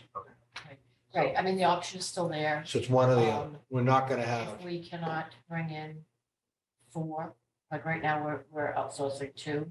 We want 4 full-time drivers on board, which will give us 2 extras. If we can't do that, then, you know, we might consider continuing with First Student. yeah, but we can't get to the point where at that break point again, where if we have a driver out, we have to double up that. So whatever it's gonna take to do that. I mean, we've had those conversations. They're, you know, they're very willing to extend it. And they've been wonderful. They really have. Just, we're just trying to get our own fleet. So, and I think, and Mr. Kearney, I think Mr. Carr might impose on you as the facility subcommittee members to keep an eye on that from the committee perspective, so that we can help out as much as we can to, because transportation is one of those things that is unlauded until it's not there. And everyone's angry. Yeah. Right. Yeah, I don't want to go there again. Similarly, yeah, the other thing too is I want to mention too is where we actually store the buses. So that has been discussed. I've been hearing buzzes around town, and, you know, just for the record, that money is taken out of the school budget. It's not taken out of the taxpayers, and we are still trying to figure that problem out. It doesn't help when the town says no to any of our proposals. So I guess what I'm trying to say is, if anybody has some ideas, it's still out there. We're still renting a spot. Yeah, that we we're haven't. Not happy with. So, There's talk of certain places, but we haven't, to my knowledge, signed anything or solidified anything. So Mr. Kearney, I'm glad you raised that. Let's defer the conversation to the future agenda items. Right. Because I do think that's something we should put a focus on for our next term. Right. I don't believe we have a report with the school facilities committee. Yes, well, we have, we're trying to schedule a tour for Situate High School. Dr. Sullivan's taking the lead in that. Yeah, if I just get some dates. Yep, I think. And then I'll contact Principal Burkhead to see if we can. And Superintendent Burkhead, do you mean the middle school? Because Superintendent that's the Burkhead. new part. Yeah, The the high new school part. doesn't have much to offer. Right, Okay. but it was, the idea is that that's where they did a renovation to a Yeah. little bit to the high school and Yeah. built a new middle school. So that would be something that we probably want to entertain here, because, you know, if we're gonna look at a $200 million knockdown high school, to be honest with you, I don't know if that would happen, but this would be an alternative to maybe renovate and expand. So it's just a tour, just wanted to let you guys all know, everybody's invited. If you wanna go. In your capacity of facilities committee, I'll pass on that, I believe recently Thayer Academy, private school, we did a middle school, 46,000 square foot middle school, to a cost of about $10 million. Oh, wow. Yeah. If you extrapolate that out to the 228,000 square foot school we have, that works to about $50 million. Okay. So they may be someone to talk to find out their service providers, just to get a feel of what is different in that space and what they did. But it was a fairly extensive, as I understand, a fairly extensive renovation. Right. And it happened over the course of a year. So it happened very quickly and very, very cost effectively. So And we maybe also want to help out with the air conditioning. I guess we haven't had any luck trying to get some folks out here to give us a bid. So we're actually asking. The air handlers. Yeah. So the school facilities committee wants to help out on that. So Yeah. that's something that we want to, we would just, as a committee, we want to look forward, but we also want to look present. And I don't think we've done that. We did all the recommendations to do the funding and to apply for the grants. And, if that doesn't happen, it doesn't happen. We still have to do what we need to do in the present. So we're kind of working on that just to give everybody an update. We do meet at the end of the month. It's public. So good. We did have a school facilities committee. So Yes, thank you very I much. just gave it. Can I just add one thing, just for for the families out there watching, that the town voted to allow us the $300,000 to advocate or to allow us to have free full day kindergarten. Yes. So the question is, we have, most of the families have paid a deposit, which in the next few weeks, we will be refunding Yes. their deposit. So just in case the question's out there, it is forthcoming. That's nice. And I also want to thank this committee for advocating for that, because it wouldn't have happened. It's been a priority so that we can, have a seamless entry into our schools. We don't want any barriers to coming into our schools. Can I just mention one thing, on the school, I think we learned at town meeting here, that we do have to consider all options, like the town hall failed because there was only one option. Right. And so I think this is a great discussion to figure out what's the phased approach, what are we able to do? Well, I think also what was brought up, and it was great that we all went to the meeting, because I think we all learned a lot from the meeting. But we learned that people are really want, I think, schools, public safety, town halls. That said, I do think it was echoed that the fact that we need to have some kind of a 5-year plan. What's our maintenance plan for the next 5 years? So as a committee, I'd like to see us come up with something that we can work with the school facilities committee more so next year. I'm looking forward to work with more of getting some help, because it's just basically the three of us, Dr. Sullivan. Right. We need help. Yeah. So I think that by aligning us with the school facilities committee on the town level, Sure. that we'll be able to identify what we really need. And That AI3 report is Right. would be really valuable. And a lot of it's dependent on what happens with SBA, what happens with the school facility, and then how the town responds to what the options are. So, But yes. great. Excellent. So that'll close off our block F. We've gone to community relations and communications. Do we have any reports from our subcommittees or liaisons? yes, the fitness center is getting painted by May 15th. Is it this weekend? Okay, the paint has been ordered. We're really excited that the floor is down. And the equipment is supposed to be here by the end of May. So we're hoping to get it in by the school, by the end of the school year. So that's exciting. And then I just also want On that point, we didn't get the funding for the new equipment in our budget. we're still working on the athletics budget that we're gonna expand from, but we have to do some fundraising. So the athletic revolving account is funding the first year of the lease, releasing equipment. So it might be something we're looking at for our next year. So, because capital Right. denied it, the athletic revolving account is going to fund But the first year of the lease. I thought we did not want to get into a situation where we were committed to a lease. We're painted into a corner. I thought our approval for the purchase was contingent on getting the capital budget. I don't. No, we got it out of finance. We put it on the capital budget. I didn't know that it was something that was only gonna be funded if we got it through capital budget. Yeah, and you know. to be Because we honest- did have money in, so remember that the revolving account can only be spent on the athletic Right. items, but I understand what you're saying, we get it to a lease. But, you know, we also gotta, we really, next year, we have to push for this. This is ridiculous that the fitness center that we had there was absolutely embarrassing. It was unsafe. And the fact that we were stuck in a bubble where we couldn't even do anything is ridiculous. And I think you have broad agreement with the committee on those points.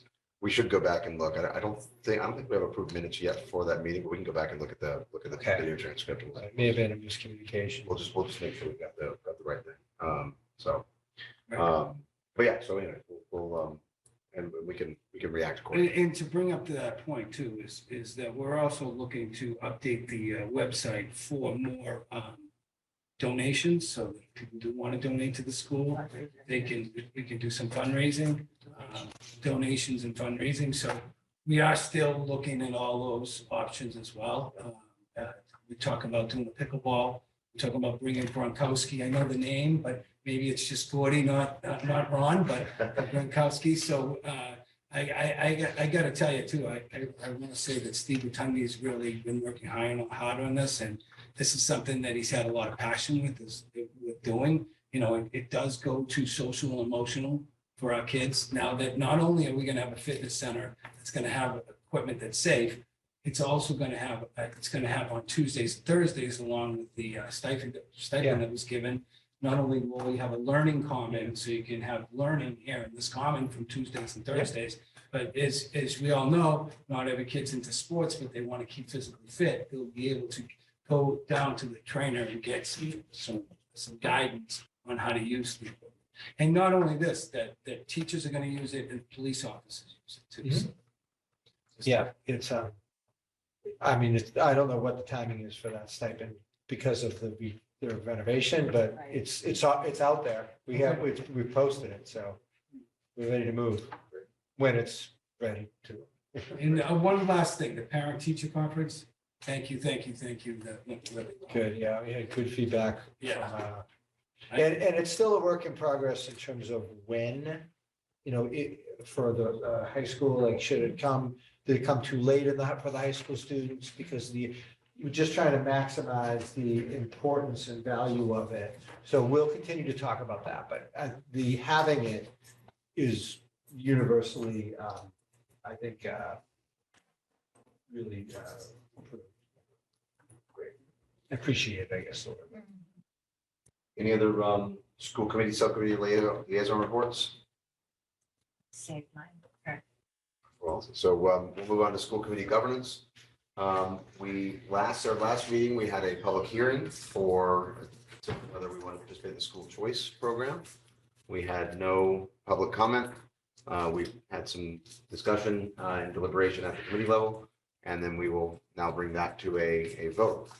So if you recall, the question at hand is whether or not we open our school to school choice, which would allow people from other districts to attend our schools. And so I would open up for comments quickly, and then we'll see if we can have a vote on whether we move forward. Any comments, questions? I'm gonna vote for school choice. I always have. I've been a minority on this for a while. I believe that we should open up our schools to other districts, especially if it also allows us to go to other schools. So if Cohasset student doesn't feel comfortable in a Cohasset school, then it gives them the opportunity to go to school somewhere else. There are guidelines to it. There are only a certain percentage that can go, so it's not something that like, okay, we're all gonna go to Cohasset tomorrow. So I think it's been like, I've always felt like it's been a rubber stamp of no for the last 4 or 5 years that I've been on this committee. I do appreciate, Lance, that this is the first time it's kind of been like thrown out there to kind of socialize it. but I've always stood strong with the fact that I think it's best for the student to be able to, again, if they're not comfortable in our school, they should be able to go to another school. Mr. Carver, St. Ange, anything? No, no comment. I just think, I hear what you're saying, Paul, in terms of choice. However, I feel like the cost benefit analysis pushes me in a direction of not going for school choice for our district, and also in the interest of keeping class sizes as small as possible. I think there are some great alternatives for choice in terms of local charter schools at which I have worked. And those are open up to surrounding districts, and do provide a public school alternative to kids who feel like their town or their district is not the right fit. I think, as a committee member, thinking about those classroom sizes and also the budget of our school pushes me towards saying no, even though I do appreciate everything you are saying. Just those resonate pretty deeply with me. Thank you, Ms. St. Ange. Yeah, just for the record, we are reimbursed a certain percentage. So do you know yeah. what percentage that we're reimbursed? I think it's, we went, I think we went over to last meeting, it wasn't a percentage, I think a flat fee of like 10,000 per student or something like that. I can look back, but that's ringing a bell. Yeah, it's a flat fee. It might have been a little less than, Yeah, I think maybe it was like 8 to 10. yeah, Um, in that ballpark. From my perspective, and I agree with Mr. Kenny and Ms. St. Ange, that I am intrigued by the idea of school choice. I think that there's something there. I don't believe at this point our district is ready from a resources perspective to handle what could be a especially with other regional districts, districts in the region perhaps having other challenges with their schools to handle a significant influx of students. And then I also don't really fully understand yet the impact that it would have on the community culture. So now this is a school by, for, and about the town of Cohasset, introducing other towns. I don't know what that impact would be. And so one of the key points for me in schools is that community culture, building ties within your community. So for those reasons, at this point, I don't think we're there where I could support school choice, although I totally hear your advocacy, and I think that's a very thoughtful position. So 5,000. 5,000. Okay, so it's much less. So with that, I think I will entertain a motion to approve Cohasset's Public Schools participating in a school choice program. A yay vote on this motion would approve it, and we would become a school choice school. A nay vote would not approve it, and we would not become a school choice school. So with that, I'll entertain that motion. Motion made by Mr. Carr. Do I have a second?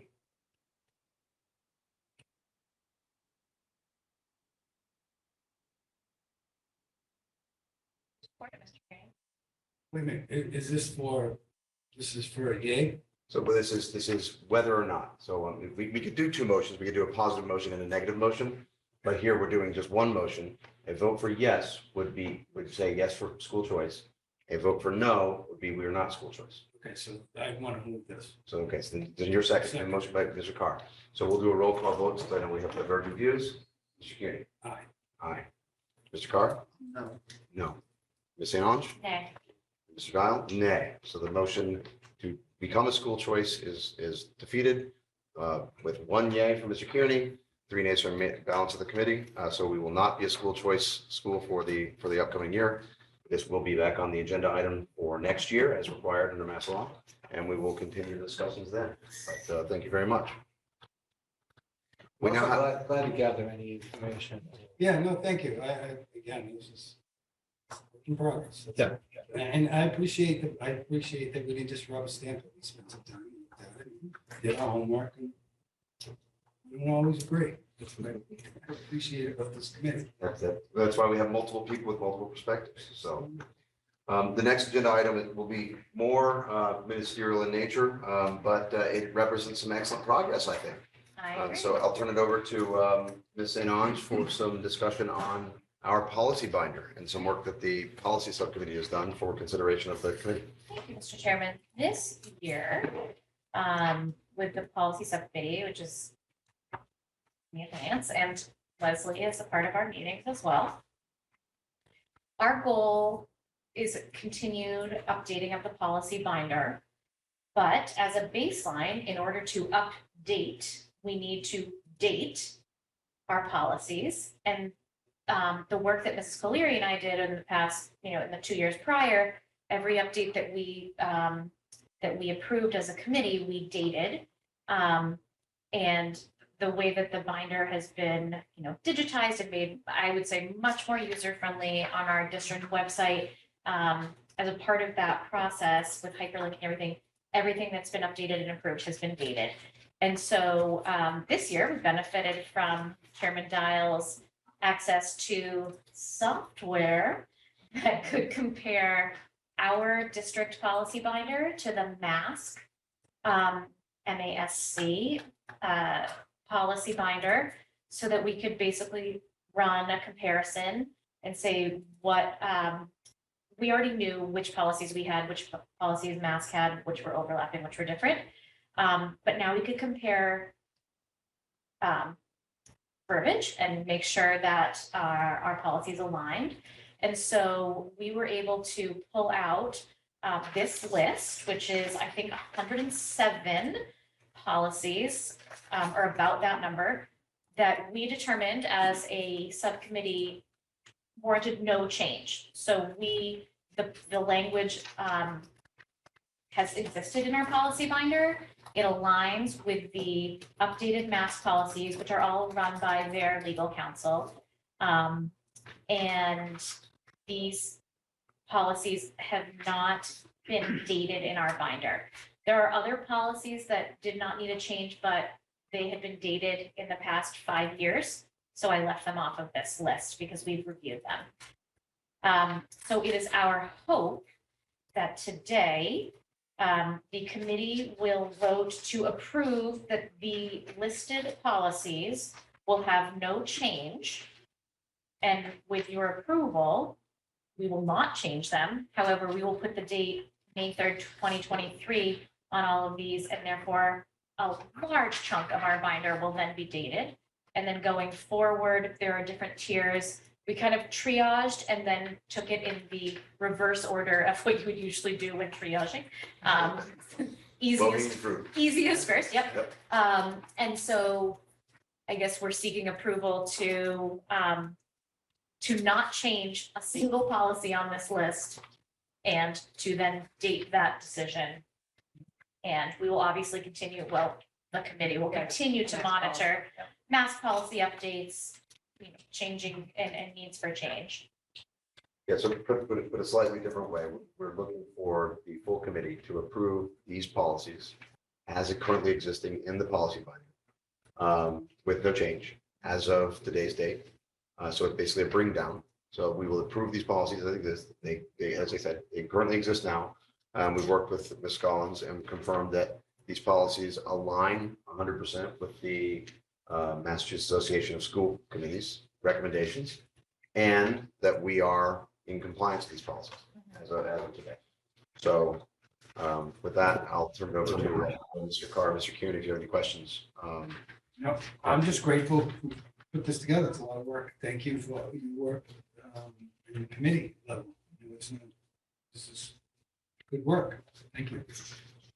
So interestingly, today I got a question from someone in town. Do we have a policy about student cell phone use?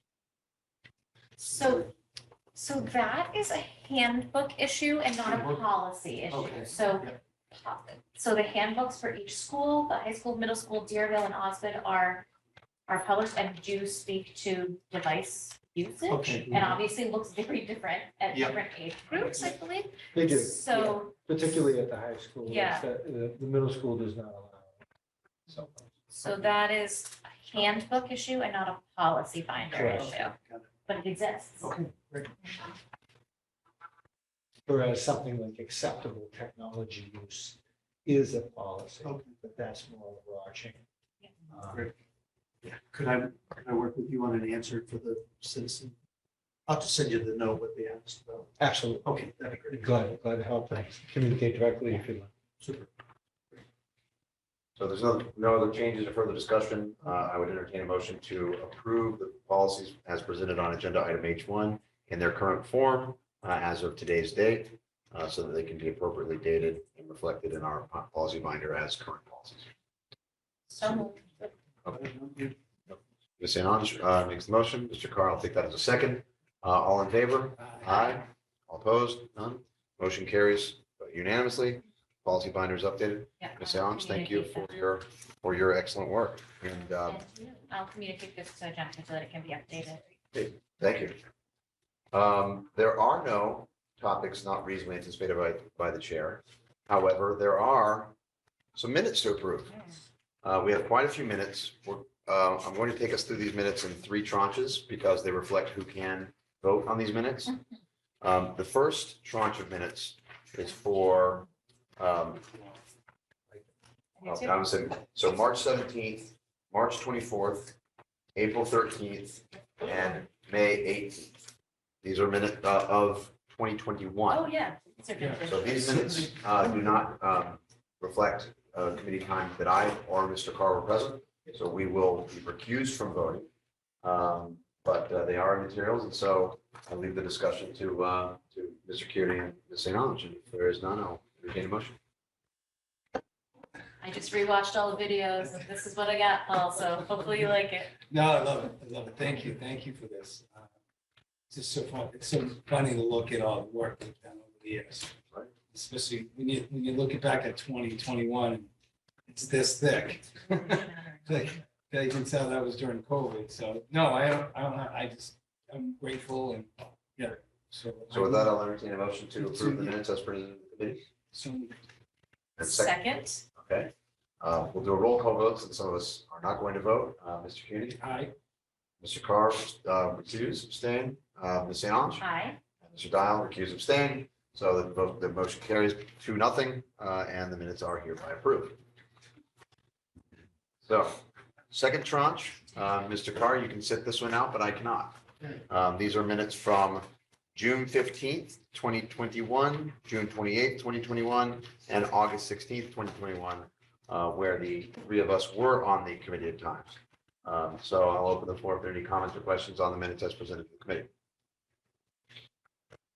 Hearing none, I'll entertain a motion to approve the minutes as presented to the committee for the June 15th, June 28th, and August 16th, 2021 meetings. So moved. Motion made by Ms. St. Ange. Second. Seconded by Mr. Kearney. All in favor? Aye. All opposed? No.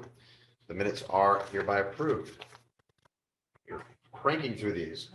Mr. Carr, you're back in session. We have minutes from the current session, February 15th, March 15th, and April 12th.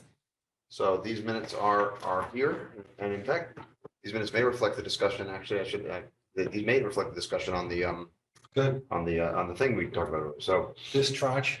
of minutes. So I like tranche. I can start saying. Tranche is pain. you can do it minutes too. I like it. I like it. So all you do is securitizations, which is right. I'll open the floor for any comments, questions on the minutes as presented to the committee. I just want to continue to thank Kathy, who does these with us. Yes, thank you. She's wonderful to Yes, keep us straight on that. So great. appreciate it very much. It's a lot of work. Thanks, Kathy. All right. Any other, if there are no other comments, I'll, It would be, maybe we should just, could we look at a list to make sure we're not missing any minutes? Oh, so Jennifer can do Yeah. that for sure. Just at some Can point. let us know. Yeah. yeah, we should do that. We'll go back. It's on my website. I think, Ms. St. Ange, I think you've covered the time that you were secretary. I think you are 100%. My duties have now been fulfilled. Full- Am I a Sure. procrastinator? Perhaps. Yeah. It's done now, though. Yeah, actually, that's a good question. If Jennifer could let us know if there are any minutes that remain outstanding. She can do that. So do I have a motion to approve the minutes as presented to the committee for the February 15th, March 15th, and April 12th meetings? So moved. Motion made by Mr. Carr. Do I have a second? Second. Second by Ms. St. Ange. All in favor? Aye. Aye. Opposed? Motion carries 4-0. These minutes are all approved. And we may be up to date, but we'll find out from. Let's check. So now I've lost my agenda. There it is. Future agenda items, we had some good discussions here. I noted a few things that we have discussed, but open the floor to the committee members. Any, from our discussion today, any items that you would like to see in a future agenda, just for consideration? School choice, just before we get into the state required voting, you know, maybe a session on, just to continue to discuss what that looks like. Yep. So we can, it's probably not germane until the next, Yeah. until the fourth, so maybe that would be a good March-ish meeting, Dr. Sullivan. Maybe we can stick that on our kind of longer term planning. Put it, you know, maybe the meeting before the hearing, so. I think that it was very interesting to hear Brian Host comment that capital budget determined that there was no room for maintenance expenses in the capital budget items awarded. And so obviously we have quite a bit of maintenance to do, and that's literally what maintenance is. It's ongoing. So I know we literally just voted on budget, but it's never too soon to start again, right, Sue? It's the best. Yep. Just start a new budget.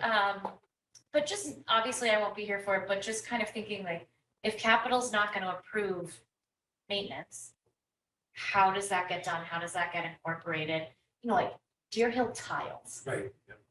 ceiling and floor, like just such basic items. Oh, absolutely. How do we make sure that that's a regular part? Is it in our wording? I feel like a lot of what they're looking for is like that pacing and saying we're gonna be doing this every certain years or whatever, but kind of figuring out unlocking the, Yeah, so remember, a lot of that we work on hand in glove with facilities. right, Yeah. And it's like we set Right. up a schedule for the painting of the buildings. Right. right. So And, I don't want to embark on the discussion just No, yet. no, I'm just As saying a, like that's as a kind of what I future took agenda. away Yeah. There from are some things in the hopper that we are, public comment. that may be addressed at the special town meeting in the fall. Yeah. Yeah. So that, But, but you're right, that's a good Just to keep in mind. maintenance needs and budgeting. is a good one. No, that's a good future agenda.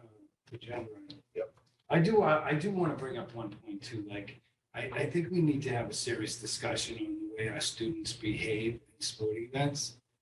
We've seen that escalate to something over the years. I've seen more and more complaints about the way the student body itself. You know, it's nice to get excited about games. However, we need to know that we're from Cohasset and we expect more. And I don't want it to like be a problem. So I'd like to maybe bring that up and maybe we can discuss that in our future agenda. Yeah, it's something we have to be vigilant about. I know it's a future agenda item, but I know Principal Scott is definitely addressing that with, you know, and it is something that is, it's there, it's present in all sporting events Yeah. now, and you're right. Not just the students, but the parents as well. And we're an We have to amazing go to community. policies that Yeah. if you misbehave or if we hear you drinking at our school events, You know, and you that- will be asked to leave or not arrested. So I think these are the things that we need to emphasize, like, we will not allow drinking on our. So- on our So I don't want to get, I don't want to get a substance because it's not. No, I on get it, that, but I do want to have. It's this a good point. discussion. Let's have that. On my end, the ones I noted, SATs at school, I think that's something that I would like to follow up on at some point. Yeah. Just to hear about that. Yep. Some additional food service stuff, I think we heard of some, I think having that presentation to the subcommittee from Marilyn and Kim, I think that'd be a cool presentation. I'm sorry, say it again. The food service presentation that Marilyn might be doing, I think that'd be a cool one to have at the committee level at some point. Oh, nice. I would like to put on agenda item at some point, bus parking. Even if we don't have a lot to report there, it's just to keep the fire going, but I do know there are some things that are going on in the town that we can report on, so. Okay. And then the last one is potentially we're talking about more with the facilities committee, how we can do that, so. With that, it closes off future agenda items, and there's an interesting agenda item here, acknowledgement of Miss Lydia St. Ange. You are acknowledged. You can't go. Do I have a motion to adjourn? No, I'm kidding. So as we all know, this is Miss St. Ange's last meeting at the school committee. She has been a incredible resource for us, and I am personally sad to see her go. She brings a levity to the meetings. Many times, you don't see this at home, but many times Lydia and I are just kind of giggling at each other because things are happening, and we it's been a great relationship.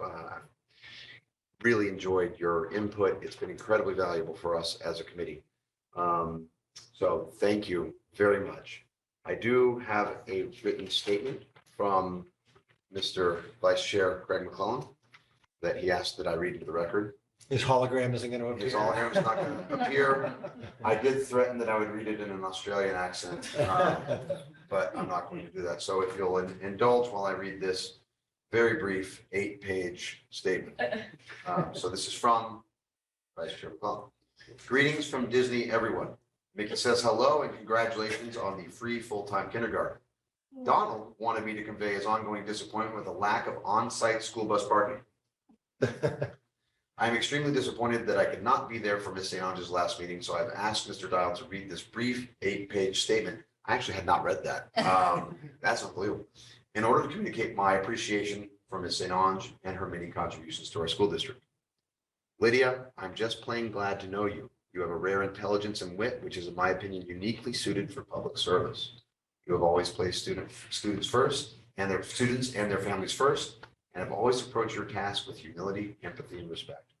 You frequently served as the voice of reason to this committee, ensuring that whatever approach we took was measured and deliberate. Your communication skills are remarkable, and I was always and will remain eager to hear you articulate your position on any given issue and to follow your engaging logic. Despite all of these truly wonderful characteristics and gifts, I don't think any of them represent your singularly most valuable contribution to this committee. To me, that accolade rests with your selfless desire to hold us and our district's administrators accountable to our constituency. Accountability is such an integral part of government at any level, and while that basic element of leadership seems to elude many elected officials and boards, I do think that this board has always held itself and the district's administrators accountable, thanks in large part to your service. Your sense of accountability led to a heightened level of candor and transparency on issues of great importance to our families, and your absence, in my opinion, will be most pronounced within that realm. In conclusion, I'm honored to have served with you and will always be grateful for our friendship and for the many experiences we have shared while on the school committee. We've argued, we've laughed, and as Jenna Giglio knows, we've cried. I was going to invite her to the meeting. I thought that would be. I remember that. Yeah, that was very nice. That was nice. I mean, Craig is kind of that too. That was a nice. You've been an I'm incredibly crying right special now. part Yeah. of this committee, and while we have a wonderful person coming on to fill your seat, there will never be another voice quite like yours. So on behalf of myself, Lauren, Tommy, and Harper, thank you all that you have done for our schools. I will miss having you on the team. Keep the joy. Craig McClellan from Orlando. So anyway, thank you very much for your service. We have, I'll, in case others want to make any comments, don't feel required to. But Keep going. Did I say that already? Yeah. Thank you, Craig. I think that was fantastic. Lydia, I just want to echo what he says. I think we're going to be lost without you. I just want you to know that, we've been through so much together, COVID and just this committee, the school district. I'm a better person from serving with you, and we're going to miss you. Thank you. And I will say that the committee has gotten together to present you with a gift. It is this empty box. Lovely. No, I don't think it's empty. It's all your minutes. It's my. If I could They're on just, floppy disks. if I could just add, Lance, just on behalf of administration. Yes, please. I just want to thank you as well and say that, it was an honor to have you as part of this team advising us. It absolutely helped us. There's a few qualities that I think you brought to the team that were really deeply appreciated. One is your absolute passion for kids. And you're the type of person that just wants the best for the kids, and that was present in everything you did. Secondly, you're a teacher. And you're grounded in good teaching practice, and you're clearly an excellent teacher. That is really important. And third, and this is something that, sometimes I think goes unstated, but you're from Cohasset. And you really have a good sense of where Cohasset came from, where we are now, and most important to me, it's the potential for where we can be, where we can go. So those factors created really a wonderful school committee member. So thank you for that, and don't think we're not going to call you to ask things moving forward. But thank you. Thank you. And I want to thank you too. It's been so nice to have you next to me. But just the conversations that we've had around education and literacy in particular, you and I are both passionate about it. Your views were always holistic, and that was so important to me. And of course, being on policy with you has been a labor of love. Yeah, but I'm going to really miss you, and I really appreciate all that you supported and all your questions. Really, really helpful. And we interrupted the plaque presentation. Yes, sorry. So as a token of our appreciation, we'll present to you Lydia St. Ange this plaque in recognition of her distinguished service to the Cohasset Public Schools. As a Cohasset native, Cohasset Public Schools alumna, dedicated parent, and skilled educator, your candor, wit, knowledge, and commitment, coupled with the informed and deliberate approach you applied in identifying areas for improvement in our district, delivered unparalleled value to our students, our schools, and this community. Thank you very much. And we'll have to do a picture after. We'll do a picture after. Yeah. Or do you want to do a picture right now? Right now. I feel we need to do a group photo. Oh, we're gonna do that. There we go. There you go. Thank you. And we'll do one after the meeting. We'll adjourn first. Well, I do want to say very briefly, I've been thinking about this day for a long time. And I was talking about it with my family, and now I might cry. Meet Jeanette. Whew. Not because I'm, just emotional. I'm just gonna cry through it, guys. We're just gonna dive in. Right through it together. Some more water. Here you go. I'm just gonna go and cry and talk. In January 2020, when I pulled papers, we were all in school and we were all at work. And then the world shut down. And then I got elected, and I think it's like more than I cried at my wedding, guys. And I think the work that we have done in the past 3 years is some of the most important work we've ever done. With Ellen and with Ashley and with all of you guys. I think we're an incredible team. And I think we're a unique committee because I'm not on other committees in the town, but I don't know if other committees actively talk about loving each other like we do. I don't know if other committees do argue and disagree and then really get a kick out of each other and chat with each other and don't want to leave and wish we didn't have a quorum when we were all together so we could hang out. I think that we are so fiercely protective of the kids in our town. And we work so hard to make it the best we can. And I know you'll continue and you will not stop hearing from me. And I am just so proud of what we've done. And I thank all of you. Thank you.